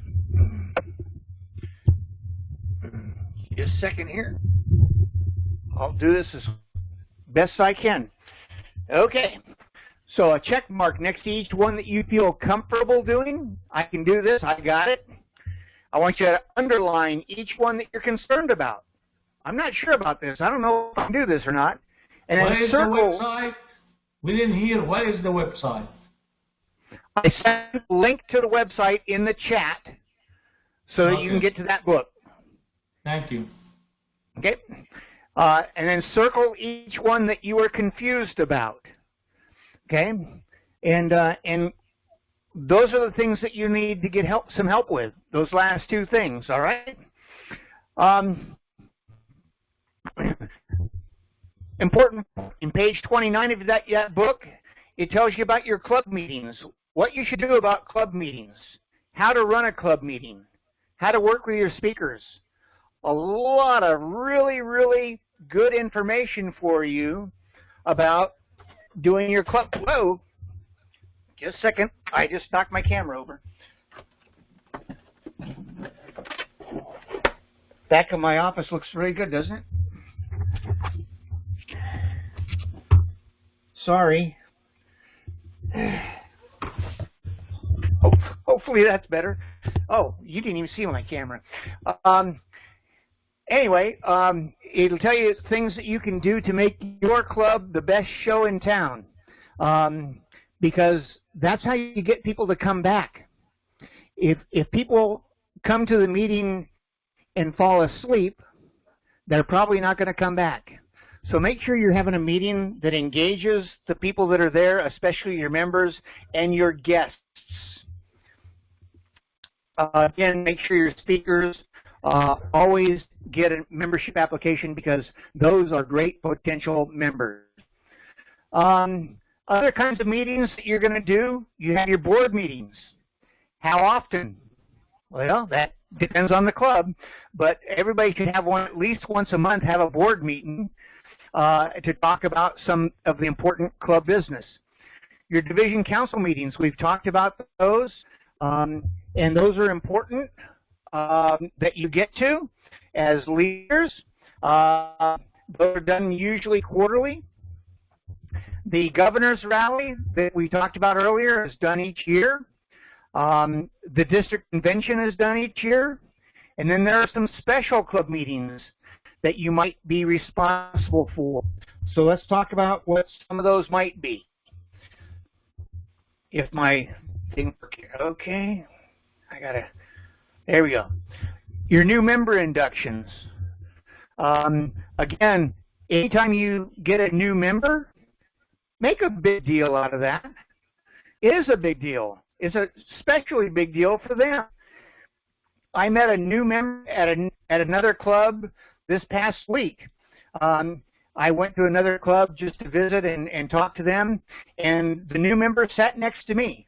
And it was a big deal for him. He had lots of questions. And so I answered questions for him, and he's getting very engaged with his new club. A club president's address. We'll talk about that more after a little while. I'll talk about the club president's planning conference in a little while. Your annual club meeting. That is when you elect your officers. You don't know what it is? Look at your bylaws. It's in your bylaws. You are required to have an annual club meeting every year at the first part of the year between January and May to new officers. Now, why is it done by May? Because by the 1st of June, the new officers need to be reported on the Secretary's dashboard so that the district and international know who to talk to for your club for next year. We need to know who those people are. Last thing here is the installation of your club board members and officers. The installation is usually done, often done by your incoming lieutenant governor, but if you have something else like, if you have like an international vice president handy that wants to do that for you, sometimes people might invite somebody like that to come. You're welcome, Katrina. But usually the lieutenant governor is available to do that. Just talk with your lieutenant governor and try and get that scheduled. Membership. Again, we talked about membership a lot. We're focused both on existing and new clubs.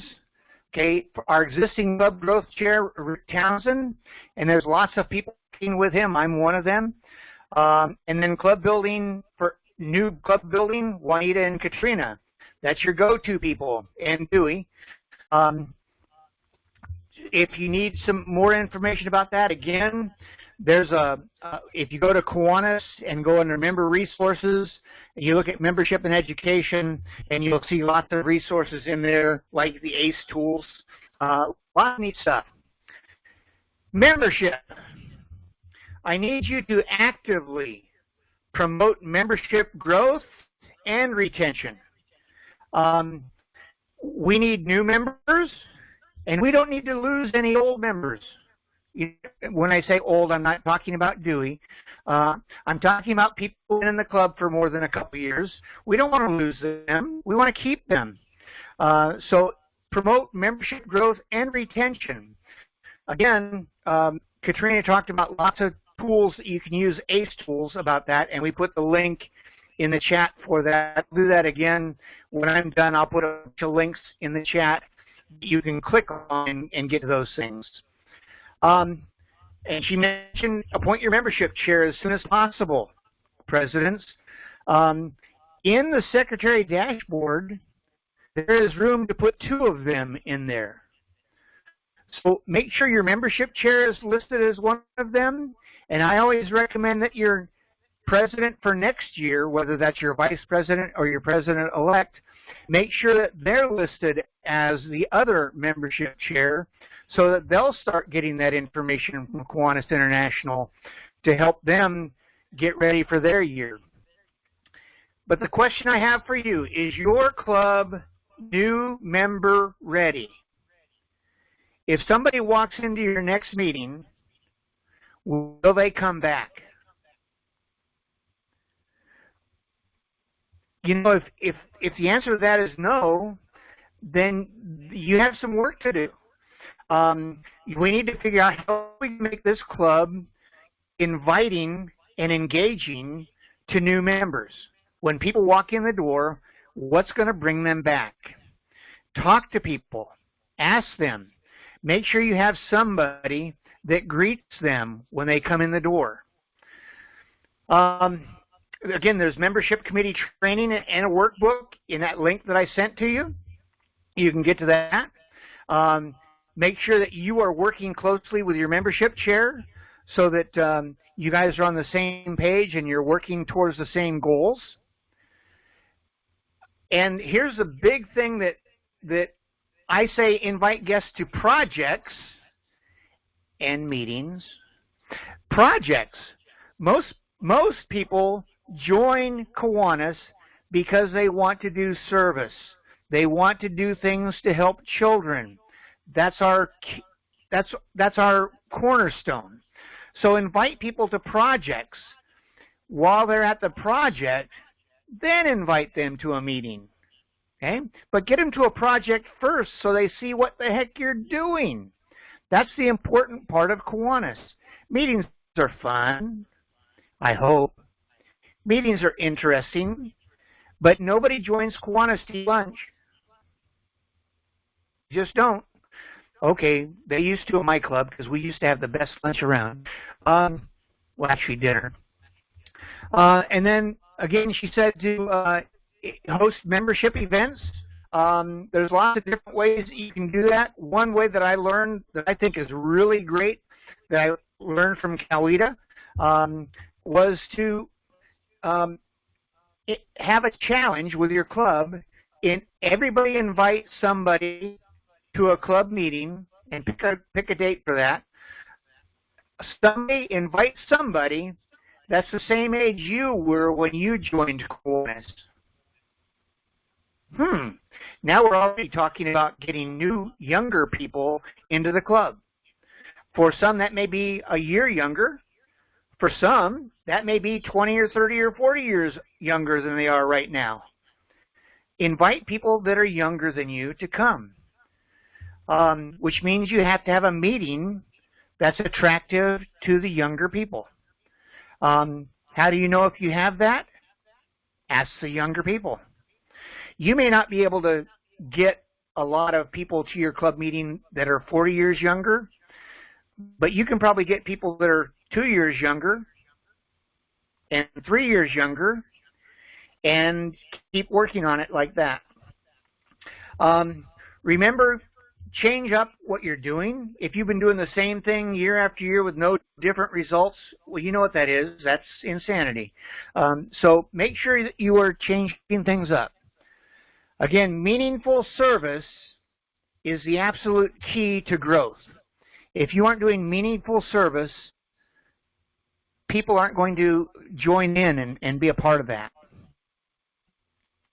So how do we make some community impact? Well, we need to empower and support growth in our service leadership programs, our SLPs.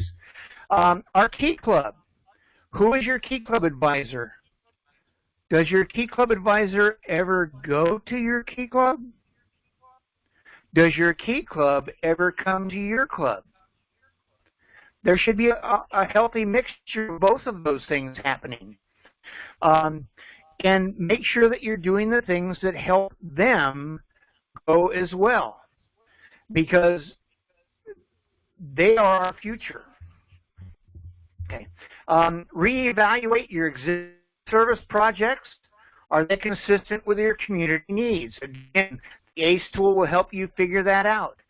But if you are still doing the same thing that you did 40 years ago, and the 3 people that come to see it, well, maybe you need to do something different, okay, so that you get 300 people to come.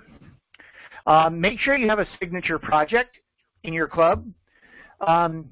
Something, again, like Katrina was talking about earlier, if your club is known for the fair, that's a great way for people to know who you are. You can't go to Griffin and not know that Griffin is in charge of that fair. They got a great big building right out front with their name on it. Okay, so make sure everybody knows what your signature project is. That is so inviting to people. They have to share that same passion with you. And then encourage some hands-on service projects. And might I say more of them? because we can never run out of service projects. If we run out, we're in the water. So make sure that you have some good service projects and that you're doing lots of them. You know, you may have members that are really great with building things. I'm not one of them. I make Tim the Tool Man look like a genius. Okay? So don't invite me to build something. But if you need something moved, if you need something, else, invite me. I'll be glad to help with that. Don't ask me to swing that hammer because I'll probably break something. Okay? Our image. You need to increase the knowledge of our mission, and make sure that people know that we who. I just lost my page. Sorry. There we go. We want to increase our knowledge and our vision of who we are, so people know who we are. There we go. I got to do that. We need to make sure that we're branding things correctly. There are new, for the last few years now, we've asked people to only use the current Kiwanis logo. You see it up there on the screen.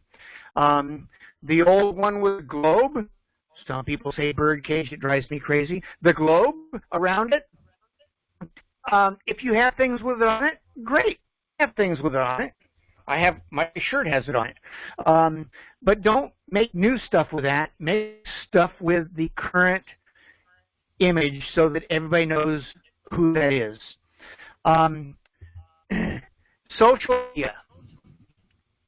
We all use social media, but we don't all use Facebook. Okay, I'm a Facebook junkie. But if you ask your college students if they're on Facebook, most of them are going to say, we've heard of that. So find out the people you're targeting are using and get help in using them yourself with those people that do that. If you've got a Circle K, oh man, they're going to help you. They love doing that stuff. So get with your Circle K club, get with your Key Club. Some of your Key Clubs are pretty good at this too. If you don't already know, Kiwanis International will make for you the current logo with your name on it. All you've got to do is go to that link, and I will put that in the chat as well. But you'll be able to get a logo with just your club name on it. It looks something like this. There you go. The one on the bottom is the one that they made for the North Gwinnett Club. It has the Kiwanis logo, and then it says Kiwanis, North Gwinnett. Okay? It'll say what your club is when you get yours. All right? All right. So, again, we want to stay financially viable, so make sure that you're exercising proper stewardship of your resources. I'm not going to get into that because David is going to talk about that in this last hour. You need to work on your partnerships. Do you have local partnerships that you can capitalize on? There are Kiwanis International partnerships, yes, and you can see those on the Kiwanis International website. But do you have local ones? You might be able to develop some, and that will help you to build a non-dues revenue base. Okay? If you have a website, you can sell space on your website, and some companies will pay you to do that. Well, now you've got some more money coming in. Okay? Make sure you simplify your dues structure and processes. Again, I will say, if you include meals in your dues, don't do that in your bylaws, because if you do, then when you change your meal prices, you have to change your bylaws. So your policies and procedures can have your meal separate from your dues, and then you just bill for both at the same time. There's nothing wrong with that. But if you include your meals in your dues according to your bylaws, you must change your bylaws when you change your meals. And make sure you're educating the people what your finances look like. You should get a treasurer's report on occasion to make sure everybody knows, where's our money? What's it doing? What are we doing? Are we going to have that money to pay our dues in October when we get the bill? I hope so. Okay, so how do you define a successful club? You know, that's different for everybody. You may define a successful club by surviving and not losing any members. Okay, that's one definition of success. You may define a successful club as one that grows by 20 members this year. Okay, if that's your definition of success, I hope that you are very successful. But what is your real target? Okay. What are the traits of a successful club? Do we have a good program? Do we have good service projects? Do we have leadership in the pike ready to come up and take over for you when you're done your year as president? And as club leaders, how do you develop that? It takes one-on-one. You've got to get out there and do that. Use that leadership guide to help you.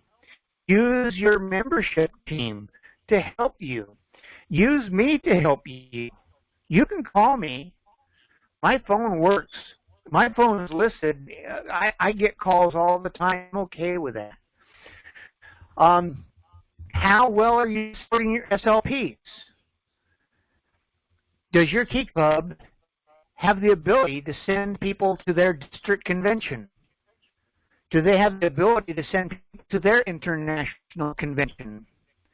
A very good strategy for that that's used by people all around the place is that the sponsoring club will pay 1/3 of the registration.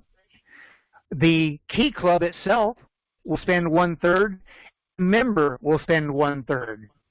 And that's a way to make it affordable for them. Just like we hopefully budget to make it possible for our members to get to those conventions, we should be doing that same thing for the students that we are supporting in the service leadership programs. Okay, this is important. Our club on track for distinguished. Byron showed what it takes for next year. How are you doing this year? That's probably a decent marker of whether you're going to be ready next year. So are you on track for distinguished now? If not, what is it going to take for you to do that next year? Okay? Because when you get distinguished, people see that, and it's a very great thing for recruiting. Again, I've said this a million times. How is the experience in your club? Do people want to come? Do people care you exist? Make sure that it's fun. How's your budget? Again, those dues, you'll get the bill in October. Dues are due by December the 1st. Okay, that's when they're due. Again, we had about 30 clubs that didn't make that last year. I know that in late January we still had almost 30 clubs that hadn't paid their dues. Let's try not to be one of those clubs. That's how charters get suspended, is when people don't pay their dues. Community roots. Do you have them? Do other organizations look to partner with you or include you on their boards? Why not? Is it because they don't know who you are? Well, get out there. Okay?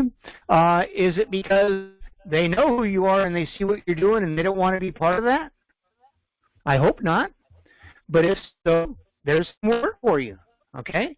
Make yourself attractive to these people. How visible are you? People know who you are. You, presidents, are the face of your Kiwanis Club, okay? Do people know who you are? Do they know that you're president? Do they know that you're in Kiwanis? Are you wearing a pin that says you are a Kiwanian? And then how relevant are the activities, your activities, to your community's needs, all right? Those are important things for people to know who you are. Just real briefly, succession planning. Most clubs have a vice president or a president-elect. Some have both. It's great. But who's going to be your club president next year? For most, that means the president-elect. But if you don't have a president, you just have a vice president, that's who's going to be it. Who is your vice president? Who's your vice president for next year? The real good reason for being a vice president and president-elect is when it's time to have your annual club meeting that we talked about where you elect, and you find out that your president-elect is moving away. Now who's going to be your club president next year? Hopefully you have a vice president that you've been working with, and they can step right in there and do that. Great reason to have both. Again, that's in your bylaws. Your bylaws require you to have a president-elect and as many vice presidents as you need. But that goes in your bylaws. Okay, again, in your job duties, do you know what your bylaws are? Have you seen your bylaws? Do you know how to get to them? They're on your dashboard, and when you go to your club dashboard, you can get to them and see them. Hopefully they're printed out somewhere so that you can see them, but you get them right there off your dashboard. Do you know what your dues and fees are, and are they adequate? Do they take care of everything? Are you billing by the quarter or monthly? Some clubs bill each month. But how are you taking care of that so that you have the monies that you need at the end of the year, the end of the Kiwanis year, to pay for next year? Are you recognizing people who are doing great things? I hope you are. I hope you're recognizing people doing little things. Recognition goes a long, long way towards keeping people involved in your club. Again, your administrative responsibilities include making sure that your monthly reports are done, that you're communicating to your members, that you have all your committee chairs, and that you're running some effective board meetings. We're going to talk about all those things here in a second, the different things. So, act presidential. That's not acting presidential right there. But I want you to act presidential during your year as president. Presidents are in the position to bring out the best in your club. They're not the club. They can't do everything. But you can help with that by bringing out the best in your club. The club should be robust enough to shore up the weaknesses of your own as president so the club doesn't suffer. Okay? If I have a million Katrinas and Deweys in my club, I'd take a nap because I'd have lots of stuff to take care of where I fell down and fell asleep. Better have more coffee. All right. So the club's leadership should be doing what it can to make your club the best that it can be. What are some leadership qualities? Well, you're going to provide direction and guidance. If not you, who? Set goals for the year. You don't have to do that alone, okay? But you're going to accept responsibility because you're the president. You need to develop your team. In the President's Planning Conference, we'll talk about that in just a couple minutes. Are organized, and you communicate your upcoming events early and often. You're going to develop leadership in others because you're not going to do it all. If you get somebody and to take a task and they do it 80% of the time, you only have to do it 20%. Okay? You have a lot to do, so getting help is a great thing. You're going to recognize excellence and contribution. Don't kill and burn yourself out. That's just, I've seen that way too many times. Don't do that. Your club members will vote with their feet. Apparently some of your club members will too, but they'll vote with their feet. But be enthusiastic and motivational. Again, have fun. If you're not having fun, you're doing this wrong. So some of the challenges of leadership, you're working with a whole club full of volunteers, not employees. You can't hire and fire them. Okay? You have limited authority. And you're generally only in office for 1 year. Sometimes 2. Some of you have a 2-year term. And that according to your bylaws. So, you know, you can only do much. There's going to be lots of competition for your time. Oh, trust me, there's going to be lots of people that want a piece of your time.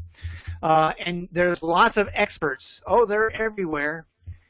Everybody has an opinion, and you know.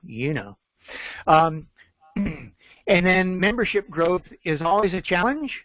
And we've seen that for many years now in all service organizations, all your churches. Membership growth is a challenge. So that's one of the things you got to work at. So get yourself a presidential advisor. Usually that's your immediate past president, but it needs to be somebody that you can respect and that you have a good working relationship with, who knows what a president is supposed to do. Get that person, work with that person, learn from that person, help them. They will help you to understand your club's operation, your bylaws, policies and procedures, that division agreement we talked about and how the division operates, your district bylaws and district policies and procedures. You have those in the district level too. And they should understand what their websites are for the district and Kiwanis International. And if they don't, just start reading those. Call me. I'll help you. Board meetings. We talked about that. What goes before the board, what doesn't? You guys have to figure that out. Okay? If you need something immediately, do you make an executive decision? Call an emergency board meeting? Do you email questions to the board members? These are all things that you and your club should know. Okay? So look at your bylaws, see what they say, and then figure out what do you do for your board meetings. And when you need to make a decision, that should be made by the board. The board isn't meeting today. Okay. Page 21 of your manual talks about the President's Planning Conference. This is the most important planning you're going to do in Kiwanis. It's usually done in August or September. Why? Because it needs to be done before October. Okay? The date and site of the training for larger clubs, maybe a coffee shop, you know, maybe a little coffee shop or restaurant for your smaller mid-sized clubs. Okay? Where are you going to do that? Where are you going to get all these people together? You need to select your committee chairs by July 15th. So I know you've already done that because we're past there. So I'm not even worried about that. I know you've already done that. And then notify all the participants of this planning conference by July 15th. And I know you've already done that. So, okay.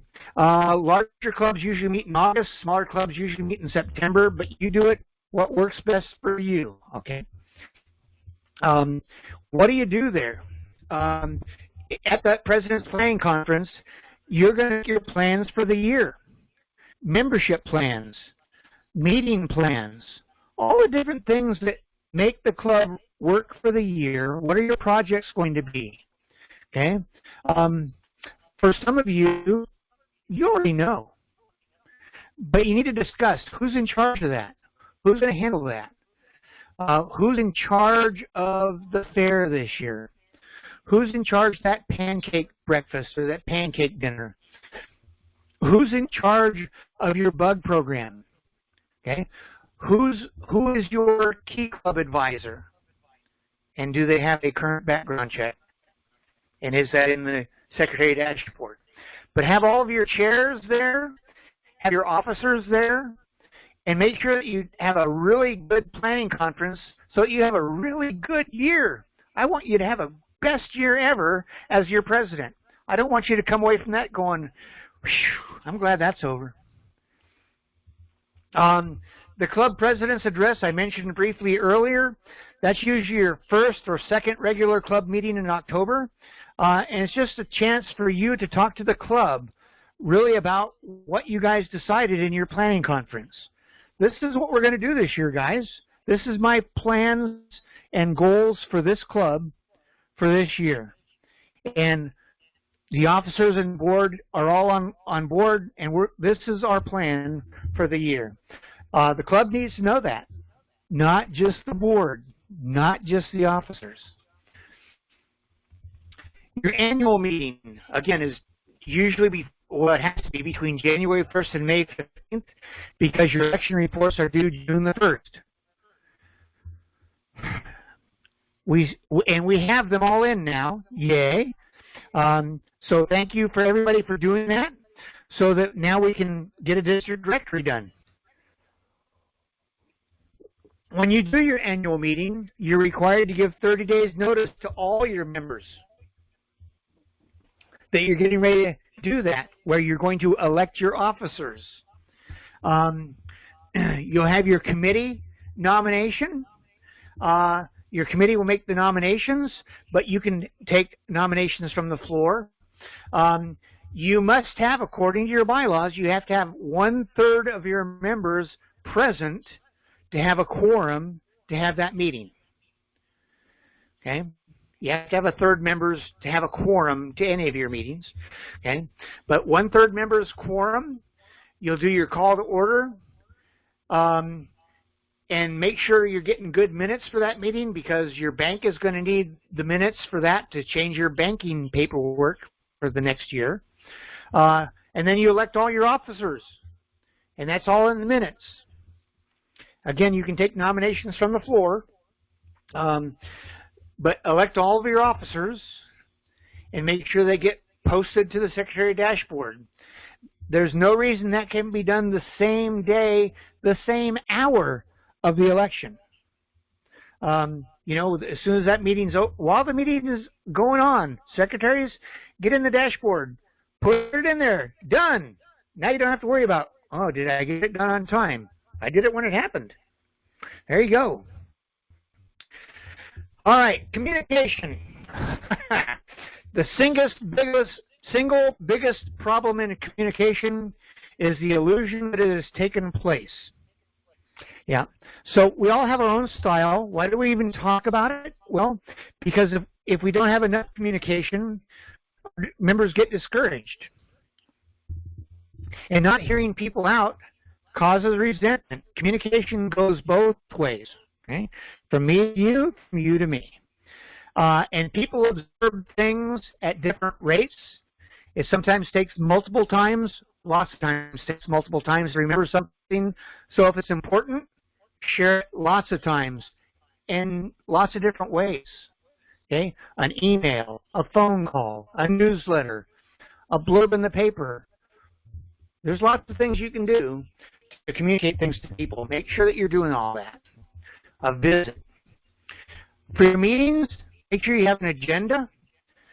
You can make up a list of agendas at the beginning of the year for every meeting. Oh, no, they won't be all filled in.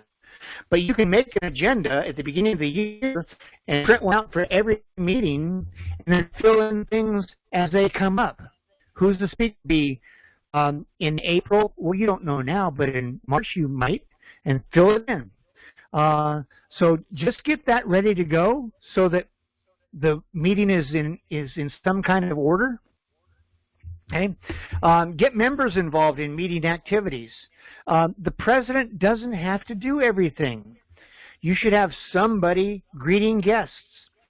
You should have somebody doing the pledge if you do the pledge. You should have somebody doing an invocation if you do an invocation. Not every club does all those things. I get it. But any place that you can get people to do something, your uplift. Some clubs have an uplift each week, each meeting. Some people do happy dollars. Some people have a club sheriff. I like happy dollars a lot better than club sheriff because it's more positive. I want people to come away having a very positive feeling as they leave the meeting. Make sure that you sell your club at every meeting. People should always leave the meeting knowing that you are having a great time and that this club means something, it has a purpose, and you enjoy having them there. Okay? Make sure that you explain your meeting traditions and Kiwanis terminology. Again, not everybody knows what SLP means. Service Leadership Program. Okay? Not everybody knows what KI means. Kiwanis International. Not everybody knows what your club sheriff is or what your daily uplift is. So explain what that means so that people know what's going on in your meetings. At each of your meetings, you want to share the successes that you've had at your recent service events. Make sure everybody knows what a great time you had with those 1,200 backpacks, Tatnall. With that fair that you're getting ready to do, it's so many different places. I've already got invites to 3 different fairs. Make sure that you're celebrating what you guys are doing and doing successfully especially. But celebrate when you don't do it successfully too. Hey, we just did that. We didn't get everything we wanted, but man, we had a good time doing it. Make sure that you have an education time for your guests and members. Maybe somebody is sharing something about the objects of Kiwanis at your meetings. Maybe somebody is going to share some things about what just happened at your training event. Okay? So that people are learning more about what's going on. Make sure if you tell jokes that you do it correctly. No politics, religion, off-color, gender, come on. Very PG-friendly, kid-friendly jokes. I love dad jokes. Tell a lot of dad jokes. You'll get booed a lot. That's okay. Volunteers, accept what they can, work around what they can't. Okay? Again, don't ask me to build your walls. Unless you like them falling down. Invite me to do the things that I can do. And use the things that I do right to help your club. Emphasize the positive, not the negative. Okay? Lots of times that's just circumstances. So talk about what's right and transition to what would make it better. Okay? And then focus on fun, fellowship, and making a difference. That's the payment to our volunteers. Having fun and fellowship and making a difference. That's why they joined Kiwanis. So with your volunteers, make sure that you recruit them. Start why would they want to be a part of your club? Tell them what the task is asking them to do, and then set the expectations. I would like you to lead this committee, and this is what I want to do. This is what I expect that will happen as a result of you doing that. And then recognize them frequently, honestly, and appropriately. Hey, that was a really great job. It only cost us $10,000 loss. Okay, that may not be a completely appropriate recognition. So make sure you recognize them frequently, honestly, and appropriately. I appreciate what you did. I really do appreciate the work. You don't have to say the part about you lost us $10,000. But you appreciated the work. Okay, it's not always the person's fault that those things happen.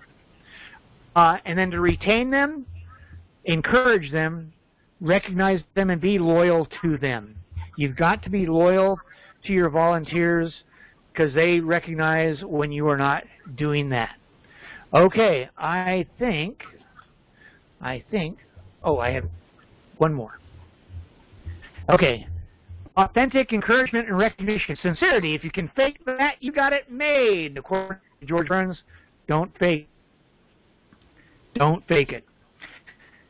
You can pretend to care, but you can't pretend to show up. But be sincere with your encouragement and recognition. You're going to need lots of different people in your club. Maybe the secretary can't help after 6. Okay? Some people aren't interested in some projects. That's okay. Get their interests. Work where they are. Balance encouragement, realization that not everyone wants to be in everything your club does. Okay, there's a couple, but most people don't want to do everything. All right? But for each member, I hope that they found a place where they have their own way of making the club better. And that is what I have. I am open for questions. I will put some links up on the board here in a little bit to all the different things I talked about so that you'll have those. And but I'm open to questions because we got a few minutes left. Yes, my name is Coakley Pendergrass from the Kiwanis of Greater South Cobb. I've got a first of all, thank you for a wonderful presentation. Your 1 through 5 leadership qualities, can you repost that? And then can you also repost the communications? For some reason, there was a glitch. I missed the 1 through 5. Yes, I will put those into the chat for you. Thank you so much. Sure. Daryl, thank you. This is Kathy from downtown Kiwanis in Atlanta, and I posted in the chat the question I have, which is acknowledgement of tragedies like mass shootings that occur in our country, because I personally think that is critically important. And sometimes I don't know that all clubs at least acknowledge those kinds of things because maybe they're trying to stay away from politics or partisan comments, but my personal belief is it's really important for healing since I'm a trauma therapist. So, I understand. I just wanted your thoughts or some guidance on that.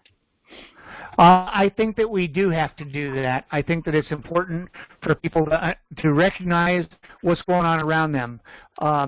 My home club in Winder, one of our members who unfortunately isn't able to come much anymore because of health, that was his emphasis. He talked about that at well, not every meeting. Anytime there was something going on like that, he always brought that up to make sure that we were thinking about it. And I think it is important. Okay. Real world is real world, and we need to understand that. Okay, thanks. Sure. Who else?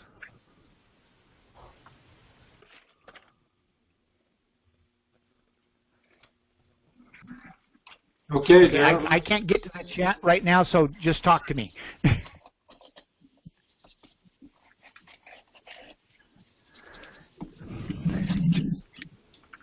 Anybody else have questions? I don't see anything in the chat, Daryl. Okay, then what I'll do is let us take a short break, and we got one more presentation coming up here with David. And David, what time do you want them back? It's 10:51 now. 11 o'clock. 11 o'clock works. 11 o'clock. Okay, so 11 o'clock we'll start our last session, and thank you for putting up with me for an hour. Thank you, Daryl. Thank you. Great presentation. Great job, Daryl. Thank you very much. The last hour of instructions is going to be on the last block of instruction is going to be on secretary and treasurer. The secretary is the lifeline between your club, the division, the district, and Kiwanis International. They hold the clubs hostage at some times by failing to do their job. So let's pay attention to what David has to say. It's the president's job to make sure the secretary is doing what's supposed to be doing. On the secretary dashboard, the president, the secretary, and the assistant secretary have access to everything on the dashboard, and the treasurer has access to invoices in the finance section. So as a president, if you're the incoming president, you will get that link more than likely on October 1. Go in there, familiar yourself with it, so you'll know where to go in and check and see where or if the secretary is doing their job.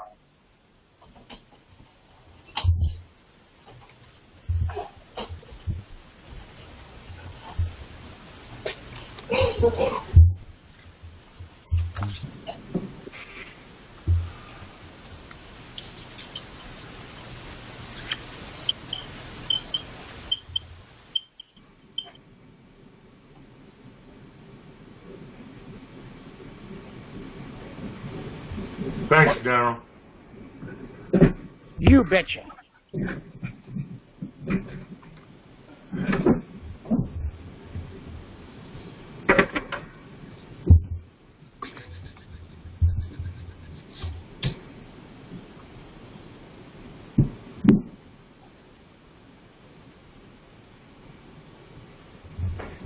I just put the link in there for you to get your custom logo if you don't already have one. That's in the chat.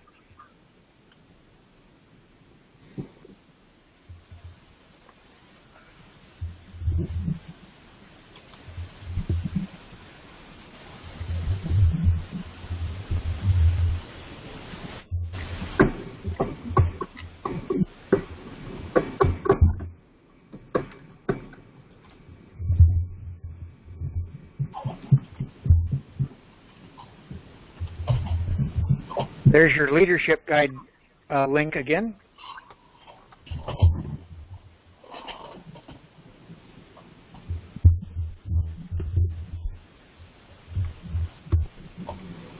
To my knowledge, Kiwanis International is not producing the leadership guide as some of Kiwanis International's budget cutting measures.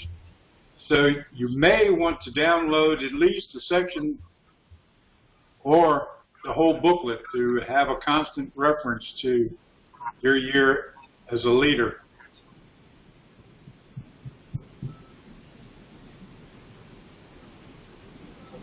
And there is the ACE Tools link. So I just put 3 links in there for you. You're welcome. You'll get my bill.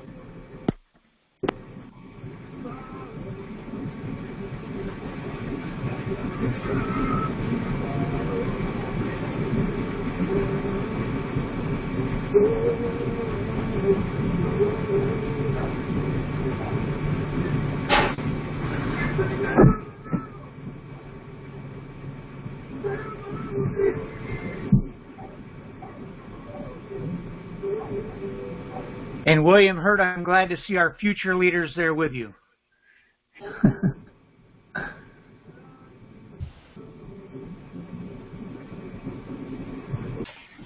Thank you. She's busy. You say hey. I see a future president right there.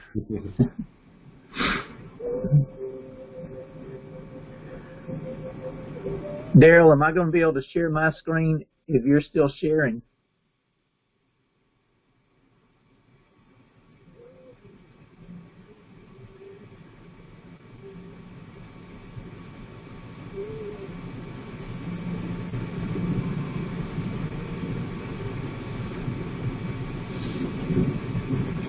Thank you.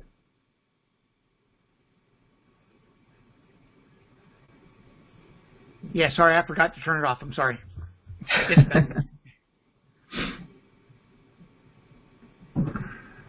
Hey, David, this is Harris Tribble from LaGrange, Georgia. Good to see you again.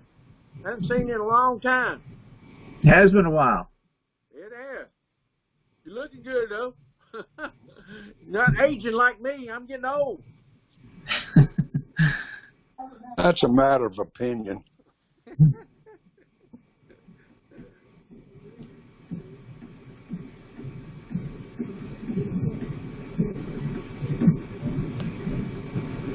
Age is all relative.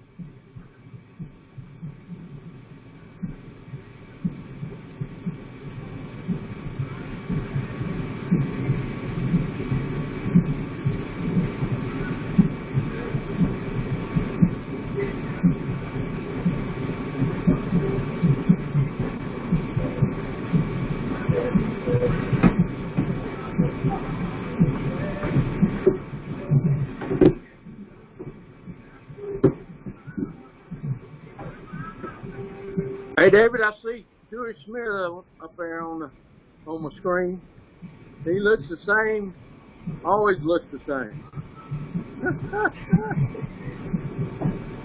I have 11 o'clock, so we're going to get started. So that on this training aspect is for primarily to focus on secretary and treasurer duties.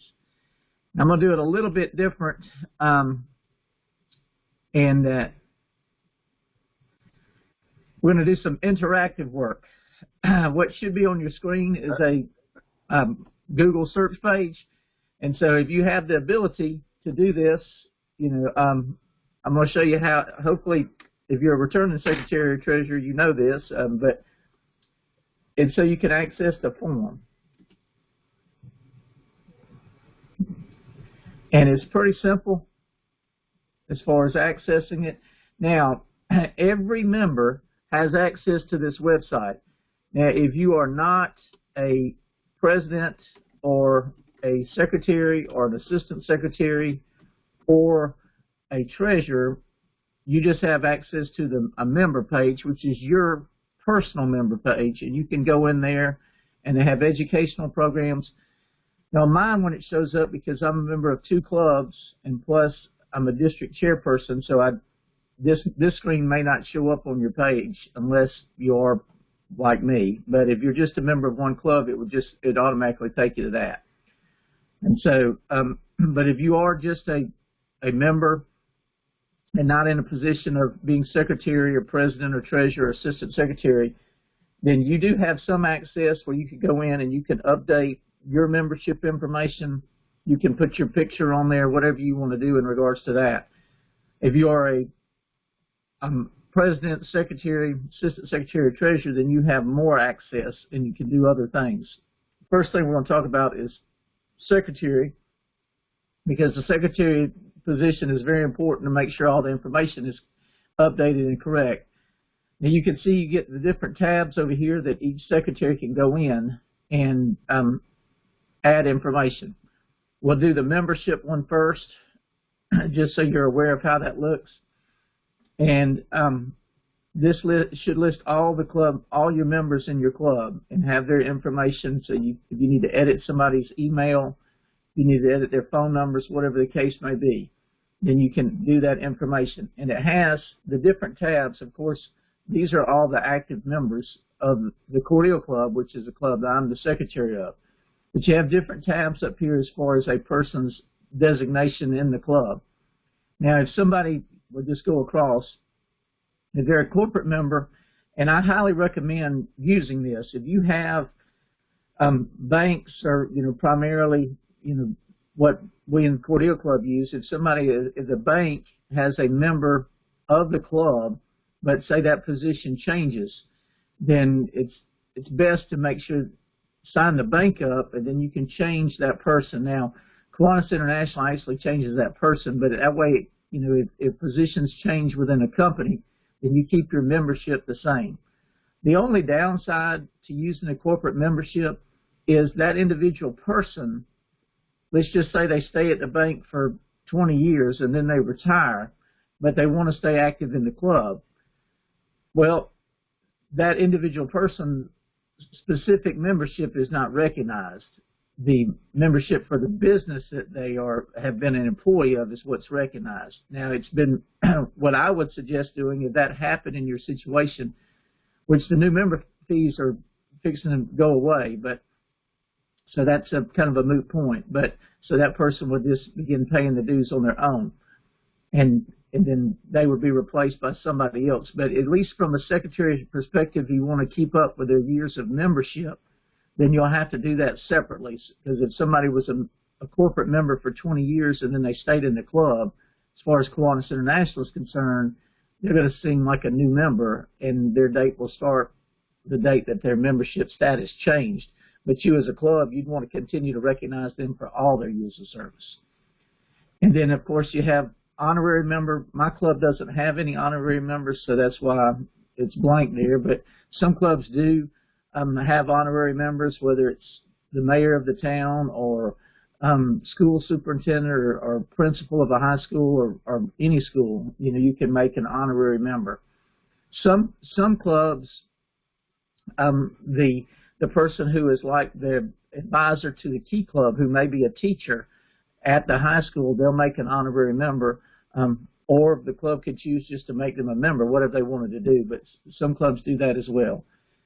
Then you have satellite members. Once again, my club doesn't have this. This would be somebody who is not, I call it, and it's probably a bad terminology, I call it like a part-time member. They may participate in certain aspects, and then depending on how your club has it set up, they might be on a different dues structure.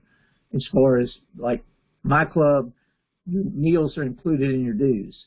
But a satellite member, that they may only pay for the meals that they come to the meeting. So, but each individual club can kind of set that up with their bylaws. One thing I do like on here is that it has tabs for, like, former members. So when you're looking at your membership drive, if a person dropped out because their job had conflicts or whatever, then there's at least a tool that you can go and look at and say, okay, who are some people that used to be former members that we could try to bring back into the club. And then, it also has a tab for spouses, and so, but that's only if you and your spouse are both members of the club. It's not like it lists all the spouses as potential members. So that pretty much covers membership as far as, and it's important for the secretary. What's coming up is the end of the Kiwanis year, and so nobody wants to lose members. But if you have somebody who has not paid their dues or whatever the case may be, or they've indicated that they want to be dropped from the club, go ahead and do that as it occurs. You know, don't wait until the end of September and purge your records. I mean, I know a lot of clubs do that. The only time for me as a club secretary that I have kept somebody on the roll, and it's mainly, and once again, all this has changed with the new member fee setup that Kiwanis International has done. Used to, if somebody, let's say they left your club, you know, after Christmas and they were moving to a different town, but they expressed interest about joining a Kiwanis club in the new town that they're moving to. Previously you had a time frame. I believe it's 6 months that you could join that club without having to pay a new member fee. Well, come October 1st, that all changes anyways. But that was previously the only way I would keep somebody on, is I would keep them on because I didn't want the clock to be ticking on them. Because if you're moving to a new town and your new job and all that, there's a lot of things that a person is handling before they're going to look at, okay, now I'm interested in joining the Kiwanis Club. So, you know, for that purposes, I would used to keep people on for a few months after that. But for the most part, it's best to be in the habit of when they drop out of your club, go ahead and drop them from it so you don't have a big purge come September. But please remember that you do need to clean the rosters up before the end of the Kiwanis year, because you don't want to get billed for somebody who is no longer going to be active in your club. The next thing I want to go to is the secretary dashboard. And the first page that pops up is your club elections. And it's been mentioned in the previous training as far as the importance of making sure that this page is filled out. This is one thing that's kind of unique to this, is right here it lists, you can go at this list the next year. One thing, everything on the website, when you enter information, with the exception of this page, it has a submit button, but this does not. When you start typing it, normally this would be blank. Fortunately, mine's not, because I've entered who my officers are, and the deadline to do this, so that the scheduled deadline is June 1st. And the purpose of that is to make sure that things like our directory that has officer information, primarily it has president and secretary, that information is in there so it can get out to all the clubs and to Kiwanis International. And so even if your club is small and you're still looking for people to fill positions, if you have a president and secretary, go ahead and fill that information out as it comes in, preferably before June 1st. And you don't have to wait and fill all of these positions in. Now, what I do is, because my club specifically does not elect certain positions, and is like my club, we have a president position and a president-elect, which is on here. We also have a vice president position. And so what I do is, there's 2 positions on here that are membership growth committee chair. So I put one of those people as the vice president position, mainly so Kiwanis International is sending them information out. My point is, I wouldn't leave any of this information blank, because most clubs probably don't have 2 chairs for membership and 2 chairs for club PR and marketing. But I always, whoever's not the chair, I'll just put somebody else that's on our board on there so they're getting that information. And then also the position of assistant secretary, I would encourage you to fill that out as well. Is it somebody that can serve as a backup if something happens to your secretary, so they'll have access to this information should the secretary be unavailable. So I would recommend, I strongly encourage, to fill out all these positions, even if it's not officially done at a club meeting, that you can have that taken care of. But like I said, once you enter it, it populates automatically. So you don't have to hit a submit button. The first year that I did it, I was searching all over this page. I'm like, well, where do I submit it? It's not going through, but it just does it automatically. And so we'll go back to the current one. And then, of course, it lists all your club information over here. My club does not have a website. Some clubs do. We do have Facebook. But every club, and I firmly believe this, you might not think of it as your signature project, but what is your club known for? And I would enter that information. Now, this is different than entering the signature project for the competition that you can receive an award for Kiwanis International. That's what I'm not talking about that. But you can just enter this information, kind of gives people an idea, this is what we're known for, our local club is known for. And then your meeting locations. I'm sure during COVID, a lot of clubs had to move where they were meeting, or they may be in the process of moving now. Make sure that information is updated and correct, because it's important for interclub. Because if you're in the, if you're in a big area and you're familiar where those clubs are, it's probably a moot point. However, if somebody is coming from a different division, or they just happen to be in a different part of the state or whatever, and they're interested in visiting your club, then they have access to this. But if you have the wrong location, then they're going to show up somewhere else and not show up at your club meeting. So please make sure that your meeting location is correct, and make sure that that Google Map information, when you enter an in, that it shows that it's showing up correctly. And so that's the first page on the secretary dashboard. And then the big thing for secretaries is the monthly report form. Now, of course, reports are supposed to be submitted each month by the 10th of the month. And I would, once again, encourage everybody to, this is easier, and this is kind of, I'm guilty, I don't always do it. But it's best it's easier if you do it as the month progresses. So, like, I'll click on July, and I'm guilty of not doing this, is that, of course, tomorrow is the end of the month. So I'll probably go in tomorrow, but, of course, my club has met several times, but it's a good habit if you add it as the meetings occur, so that way at the end of the month or the first 10 days of the month, you're not scrambling around trying to enter this information. You just enter it as it goes. It's pretty simple. These online reports have changed throughout the years, but it's very, if someone like me can fill it out and do it, then anybody can. But it has certain tabs that you go through so that you can complete. The first one talks about your club meeting attendance, your interclub activity. Now, this is a little bit different than what was mentioned earlier, talking about what you could be recognized for as interclub activities. Now, if you go to one of your service leadership programs, like a Key Club or Circle K, then you can count that on here as far as an interclub. Or if you're going to training or stuff like that. Now, that's different than what's being counted for the distinguished. So just be aware of that. You can still add it to your monthly report form. And then it asks questions. Some of these questions never change, and different tools and so forth. But it breaks it down into different categories. You have engagement. Sometimes it's a little slow.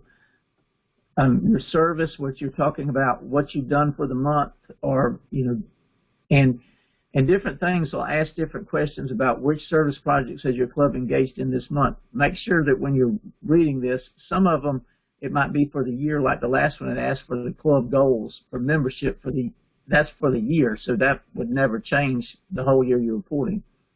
But some of the questions are specific, and then you can import your activities. And then, of course, the image one is the shortest one to do, and it's pretty simple. It just asks, if you recognize the people at your club for service in the community. Financials, if you have some outstanding bills, then that would be showed up. Hold on, that's under finance, excuse me. That's not it. This, of course, the Cordell Club doesn't have any outstanding, but right now, if you have a new member, that would show up on there. The most important aspect of this is when we approach we approach conventions, whether it's the district convention or Kiwanis International Convention. When you go, all the club's finances have to be paid up.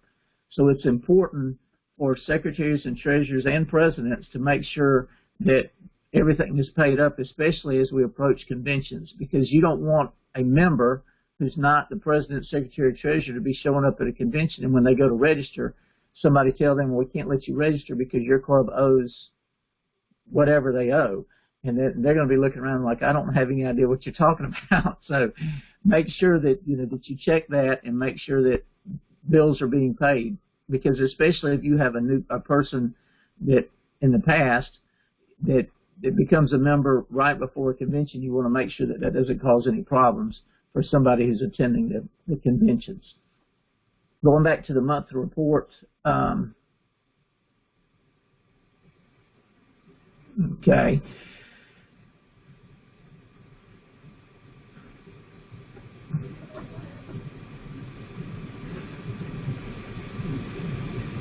Here we go. Financials on this. This is, for me, this is the one part of the monthly report that kind of hinders me from doing it throughout the month, because it asks for how your club has spent money. And I primarily wait on my treasurer's report, so I'll have that information to submit it. Now, remember, you can, especially if for some reason you didn't have that information, you can submit your monthly report so you would be past the deadline of the 10th of the month. And then you can come back in later and add this information, specifically if it's like financial information that you didn't know. You can just leave it blank, and you can come back in and edit at another time. But after you do each one of those, you would hit the submit button, and it would come up. Let's see. And so normally when each of these sections is done, you saved it, and you'll see a checkbox by that, and then you would just submit it. Of course, right now it doesn't allow me to submit it because of the fact that I don't have any information in there. But let's go back to one I did last month. And so, as I mentioned, you could go in, and even though this one's submitted, I could go in and edit if there was some information that I didn't include, whether it was from a service project, I wanted to include the hours, or if it was financial information. And you can see right here it has that, because all of these individual aspects are checked, you can hit the submit report. And when you hit the submit report, one thing I do, and I recommend it to everybody, when it pulls up, it, hold on.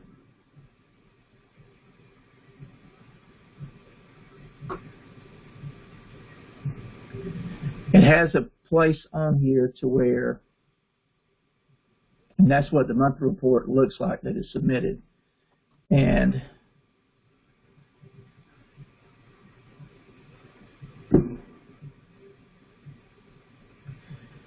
you can, there's a place, and it might be because this one's already been edited or already been submitted, but there's a place where you can add who you want the report submitted to in your club. And I would recommend, depending on the size of your club, if you want to send it to your entire membership, if you have if your club is small, I think that that's beneficial for the club to know what's going on. Or if your club is a large club, like I know in my area, the Colquitt County Club has well over 100 members, but you want to at least send it to your board. So everybody on your board of directors would get that information. David, Alexa Yes, here. If you'll go back to your monthly report, okay, where you see all of them listed, it has a thing over there for email. Okay, yeah, I see that now. That's where I knew it was somewhere. Thank you, Alexa. That's who I actually send it out to 14 people. And usually what I do, because my club is a mid-sized club, when people rotate off the board, I don't take them off the list. I just keep them up to date. So any past members of the board and the current members are on there. So when this year changes, from October 1st, I will add the new members, the new board members to this, so they'll all get the monthly report. Any questions on that? Yes, Mr. David, I see my old email on here. Can you hang it for me? I'll do that later, okay? Okay, bye. That was one of my members wanted to change his email address. Now, the next thing I want to show is your club bylaws. Now, one thing Kiwanis International, they did this several years ago. I guess it's been about 7 or 8 years ago.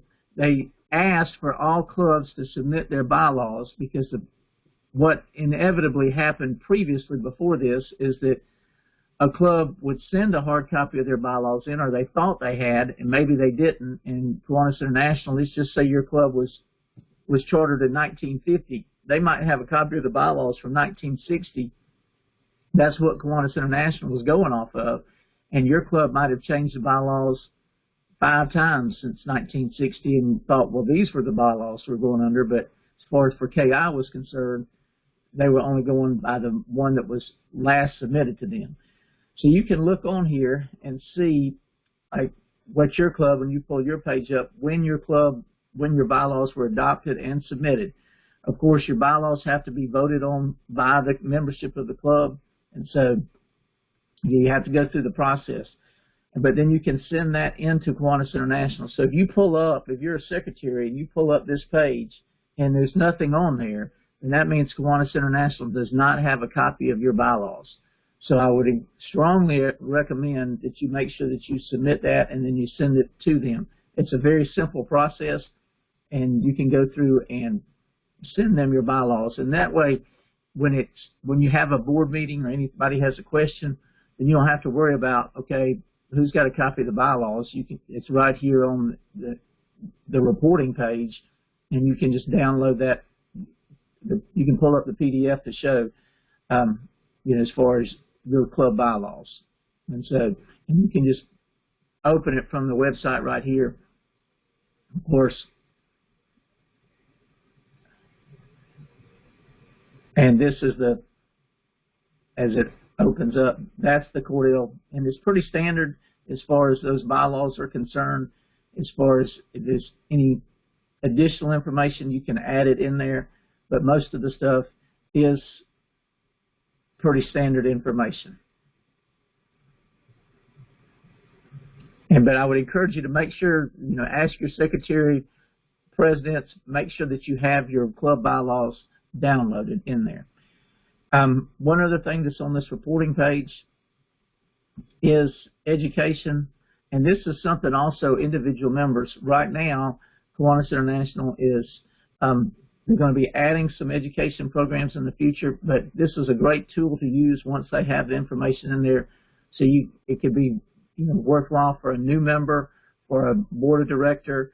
Any of the information as far as training, as far as learning about Kiwanis is right there at their fingertips, so they have access to that.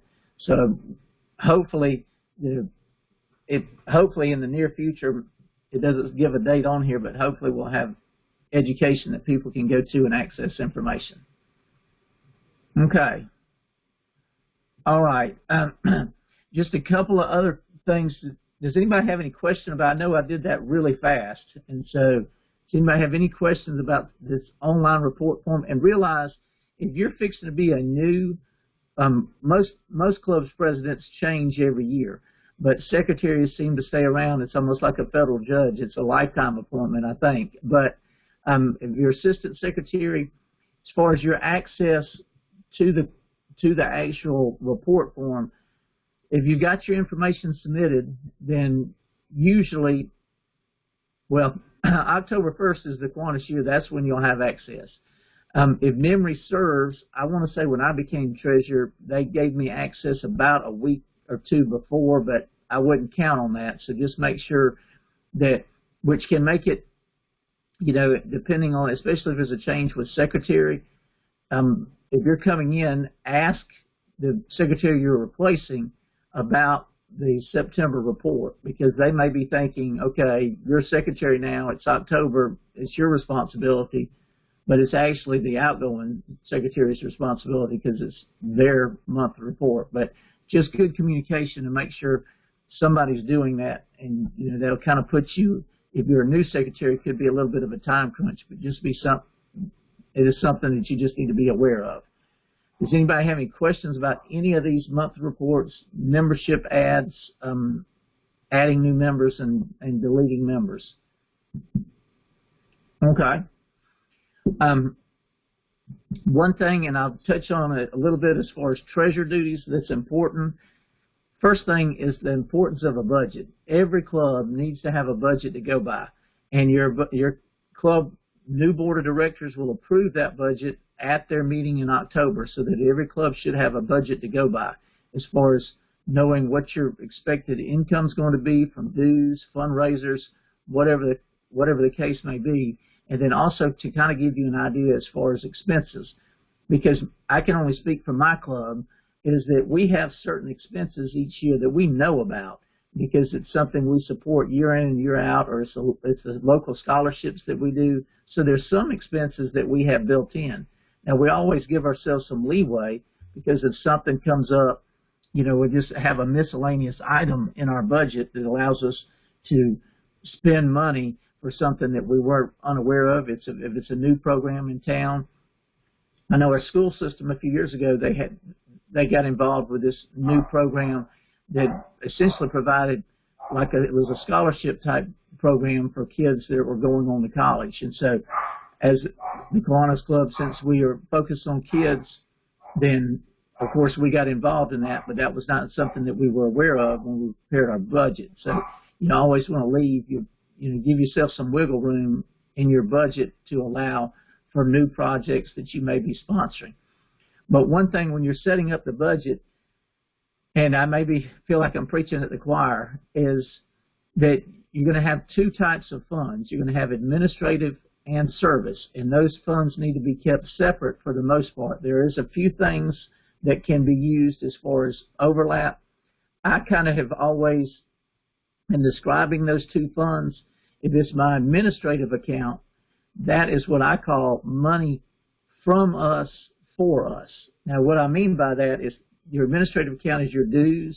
If you have a happy buck at your club meeting, if you have a 50-50 card raffle or something that just the members are participating in, then all of that money stays in your administrative account because that's money from your membership, and it's used to pay for the club's member, where it's paying for dues. If you meet somewhere and you have to pay rent, whatever is necessary as far as operation of the club comes out of that administrative account. Now, your service account, I refer to it as money from others used for others. So that would be like a fundraiser where you're raising money from and people from the community, whether it's individuals or businesses, are contributing to your club, and then you're using that money to, whether it's you're using it for scholarships or you're using it for other programs in the community, that's where your service funds come from. Now, realize you can use administrative funds to pay for projects that are helping the community, but you can't use service funds to pay your club dues or to pay for where your club meets. The only thing that kind of overlaps that is that if you're having a fundraiser, you can use some of those fundraising funds to pay for insurance. And so, because there's, depending on what your service project is or fundraiser, there could be, there could be a risk, what I would say, associated with somebody getting injured or hurt or stuff like that. So therefore, that Kiwanis International allows you to use those service project funds to pay a portion of the insurance coverage and so forth like that. But for the most part, if you're using those service project funds, you can't use it to pay dues or pay for somebody to go to a convention or whatever the case may be. All of that comes out of your administrative budget. Okay. Also, keeping in line as far as treasurer's responsibilities is making sure we meet the requirements of the IRS, and so that the treasurers are paying, whatever they have to send in the IRS forms each year to avoid having to pay penalties and so forth like that. Kiwanis is and I'm going to get the designations wrong, I'm sure, because the IRS designates, if you're a true nonprofit, you're a 501c3. I think I'm correct on that, which means like when people are writing you a check or whatever the case may be, then you're a true nonprofit in that sense. Now, some individual Kiwanis clubs have that designation because they have a local club foundation. And then that local club foundation, just like the Georgia District Foundation and the Kiwanis Children's Fund, all of those are 501c3 designations. So when somebody writes a check to those entities, then they can claim it off their taxes. Now, the regular Kiwanis Club, as is the Georgia District and Kiwanis International, they're considered nonprofit, but they don't have a 501c3 designation. So, you know, if somebody's paying their dues or they're writing a check to the Kiwanis Club, they shouldn't be claiming that on their taxes because they don't meet the right designation. So just be aware of that as far as how your club, especially if you're doing fundraising, if you have your own foundation that is a 501c3 designation, then you can tell people if you make a contribution, you know, it's tax deductible. But if you're just raising funds for one of your projects, if you don't have that separate foundation, you cannot do it. So just realize the difference in that is you want to make sure that you're in accordance with any IRS regulations, but make sure your treasurer is submitting a report to the IRS each year, because if you don't submit that report in, then the IRS will come looking for you and have to pay a penalty and so forth. Now, I believe it's Byron's intent to allow people who were unable to be present during our training 2 weeks ago or today's training, they can watch the recorded session. On the recorded session, of course, you'll see me, Daryl, Katrina, and Byron, but I'll also make sure I include a PowerPoint so that it has the information, kind of walk you through step by step for anybody. And if you my email, I'll put it on the chat as well, and it's in the district directory. Speaking of which, the district directory, if you go to the Kiwanis district website and you go down to resources, it has a district directory, but it requires a password. Now, it's very simple, but it changes every year. Right now, our password is 2020 DD 2021. So it stands for the year of Kiwanis, which is right now we're in the 2020-21 Kiwanis year, and then the DD in the middle of it stands for district directory. So that's the current password if you want to access the district directory to see when all the clubs meet, who their officers are, the leadership of the district, and so forth. You just go to our webpage, resources, district directory, and then enter that password, which once again is 2020 DD 2021. Now, come October 1st, the password will change. It will change to 2021 DD 2022. So it's always the Kiwanis year that we're involved in, with DD being right in the middle of that. So right now, password 2020 DD 2021. Come October 1st, 2021 DD 2022. So, and that district directory is a great resource because it gives you all that information.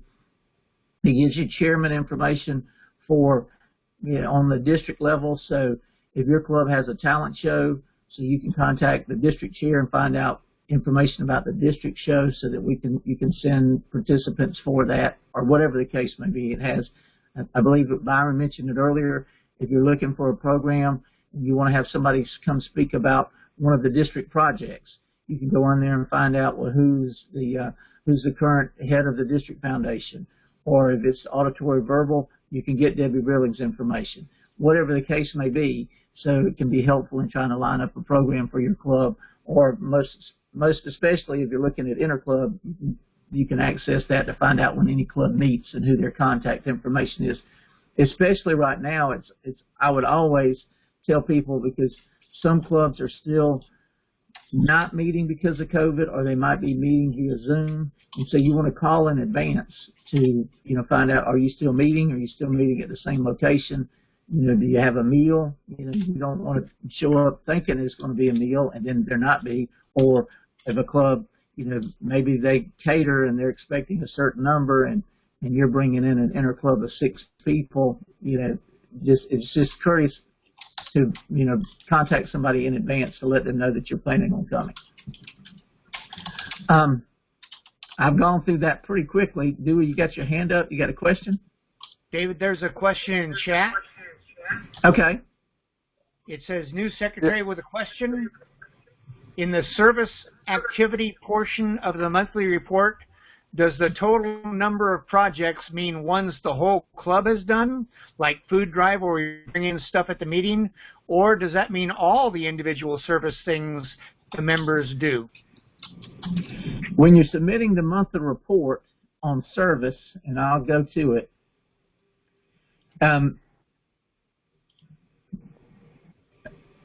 you can see right here, it says import club activities, and it asks on there the number of projects completed this month. It groups it all together as far as your hours and so forth.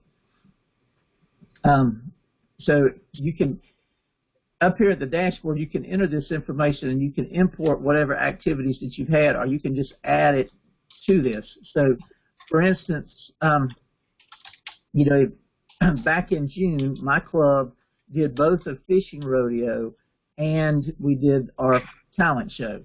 So I would put on here 2 number of projects, I would describe them, and then I include the total number of hours from both. So whether that's a club project or, you know, one thing as far as membership, if a member, like my club, we partner with our local clean community. So and we have a road that we adopt. So if one member, and we usually set up a few times a year where members of the club, because I mean, the only thing enjoyable about picking up trash is if you're picking up trash with people in the Kiwanis Club, you know, then y'all can have fun doing it because you're enjoying each other's company. But sometimes members can't make it, and they're like, well, I'll go out there, you know, one evening before it gets, you know, dark, or, you know, maybe be a little bit cooler. And so it'd just be a matter of, you know, somebody could add that to let them know that this is a project we do. But it's really about communication, because if the secretary doesn't know that the member's doing that, it's similar to interclub.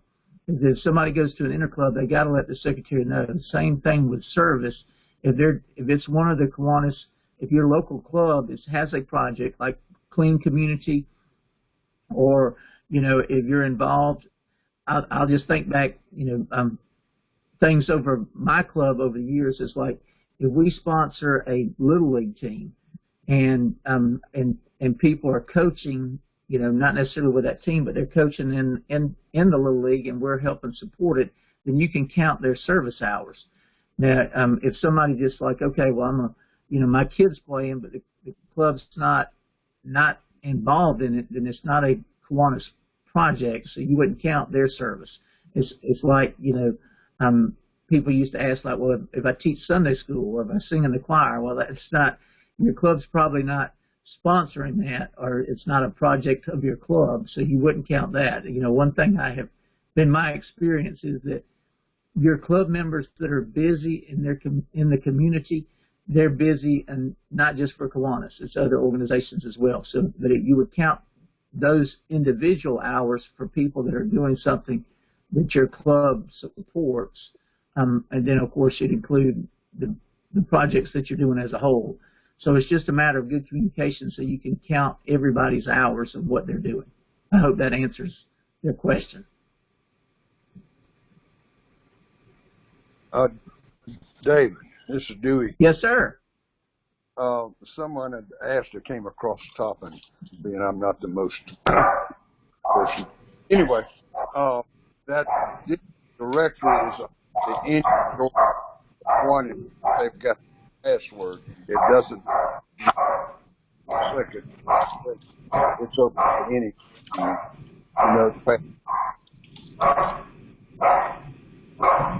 I'm sorry, dude. I was trying to hear you. I've got a dog that's going crazy that I hear barking. Tell me what you were asking again. I thought you were coughing.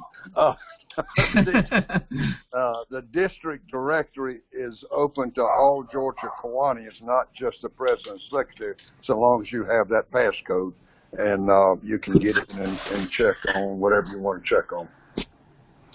Great point. And anybody can access that district directory, so you don't have to be in a leadership position. You can just be a regular member. So I would encourage you to make sure that you're, when you're talking, if you're a leader of your club, president, make sure you point out this information to your membership that have the ability to access it, whether it's the district directory.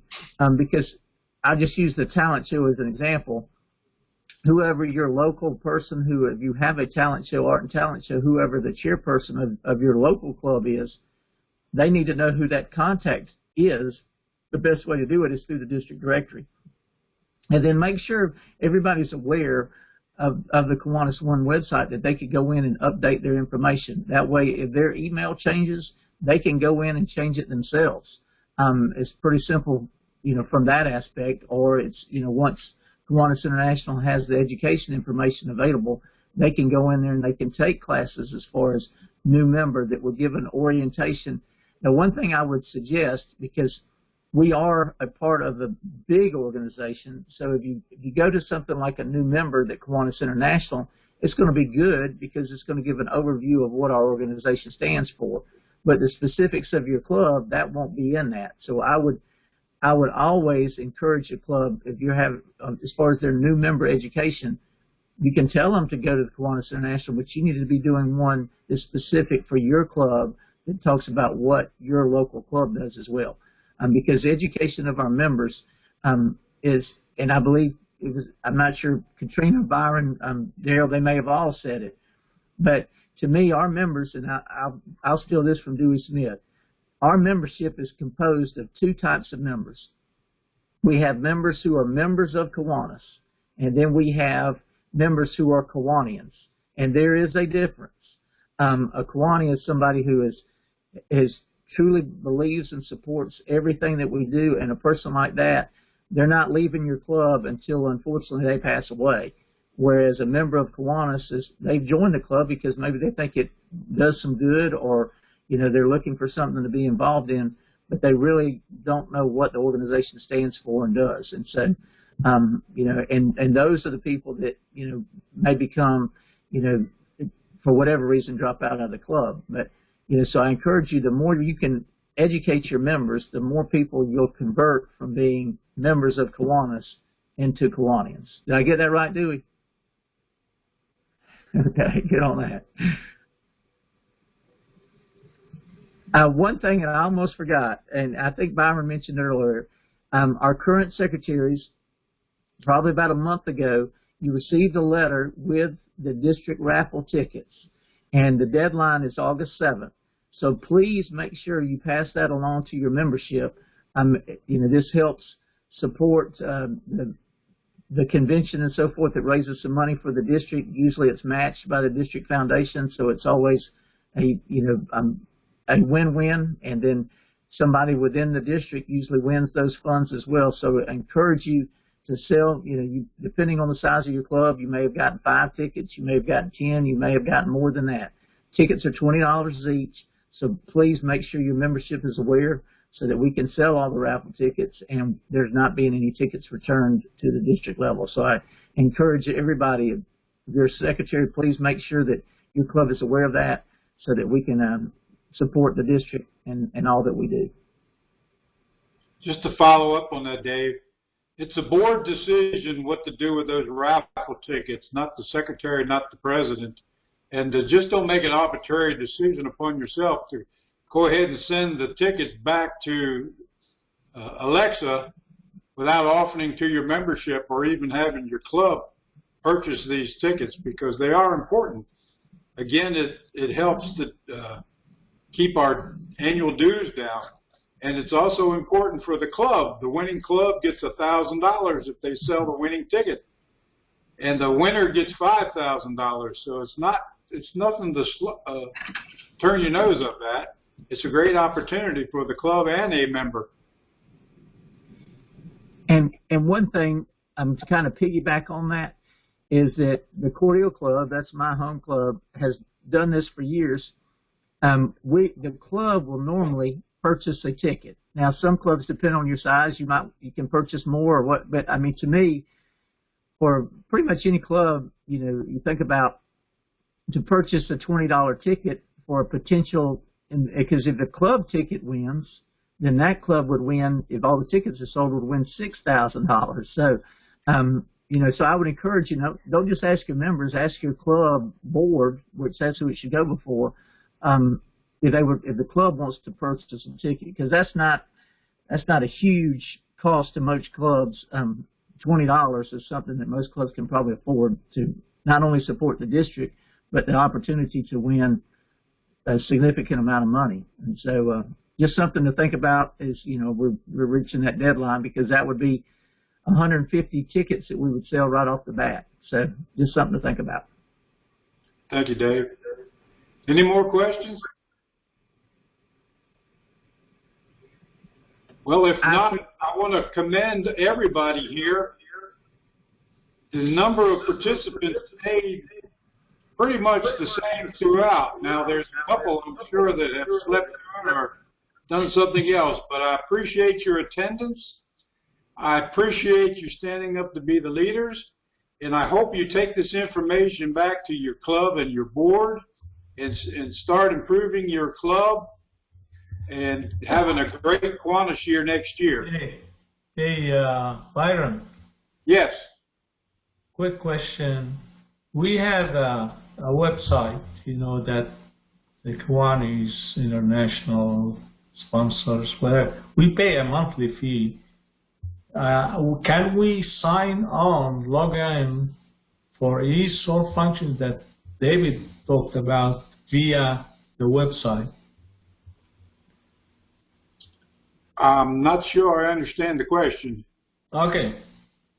When you go to Kiwanis.org and then you go to member resources, it asks you for a user ID, which is the normally the email address and a password, and then on the side it says you can sign in through your website.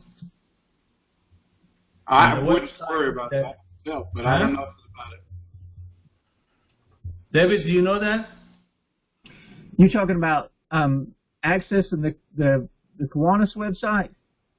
Yeah, and to the resources, member resources. So you're at just the Kiwanis International website page?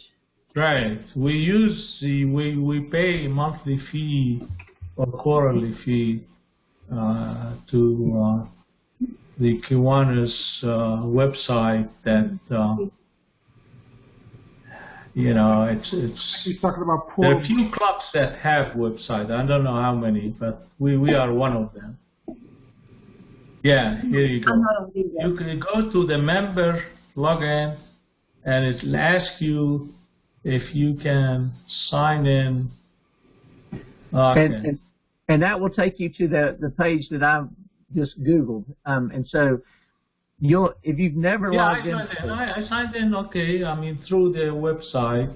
And I got this same page, background checks, edit profile, picture.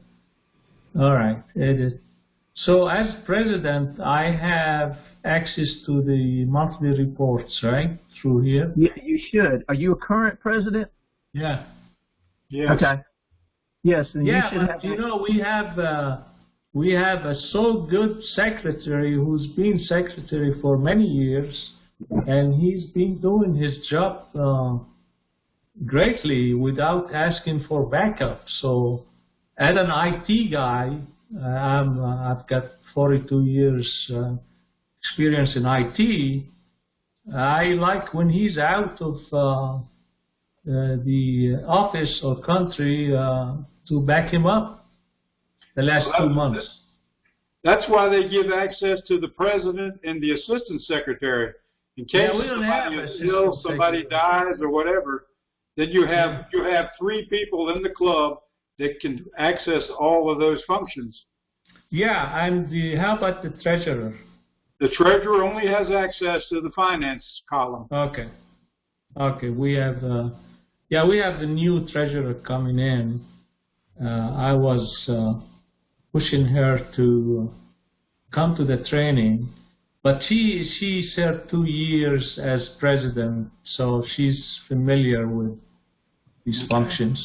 Well, the purpose that the treasurer gets finance access is to see the invoices that the club has to pay. It's also good for the secretary to alert the treasurer that there are invoices there to pay. Yeah. Okay. Yeah. Also, Byron, one last item is we do have a small foundation, and it is also managed by the treasurer separately from, you know, the finances of the club. Yeah, there's rules and regulations for the club Yes. foundation, so. Yes, well, it is approved. It is, I mean, it's tax exempt. Any donations we give. Right. So it's well managed by our treasurer. Thank you. Okay, thank you. Anybody else with any questions? All right, thank you all for attending, and you have a wonderful weekend and a great year. Thank you very much, Thank Byron. you. Thank you all for the presentation. It was great. And just to let you know, I am going to win that raffle. Okay, Dave, that sounds good. Talk to you. Thank you for I'll hit you up for a loan.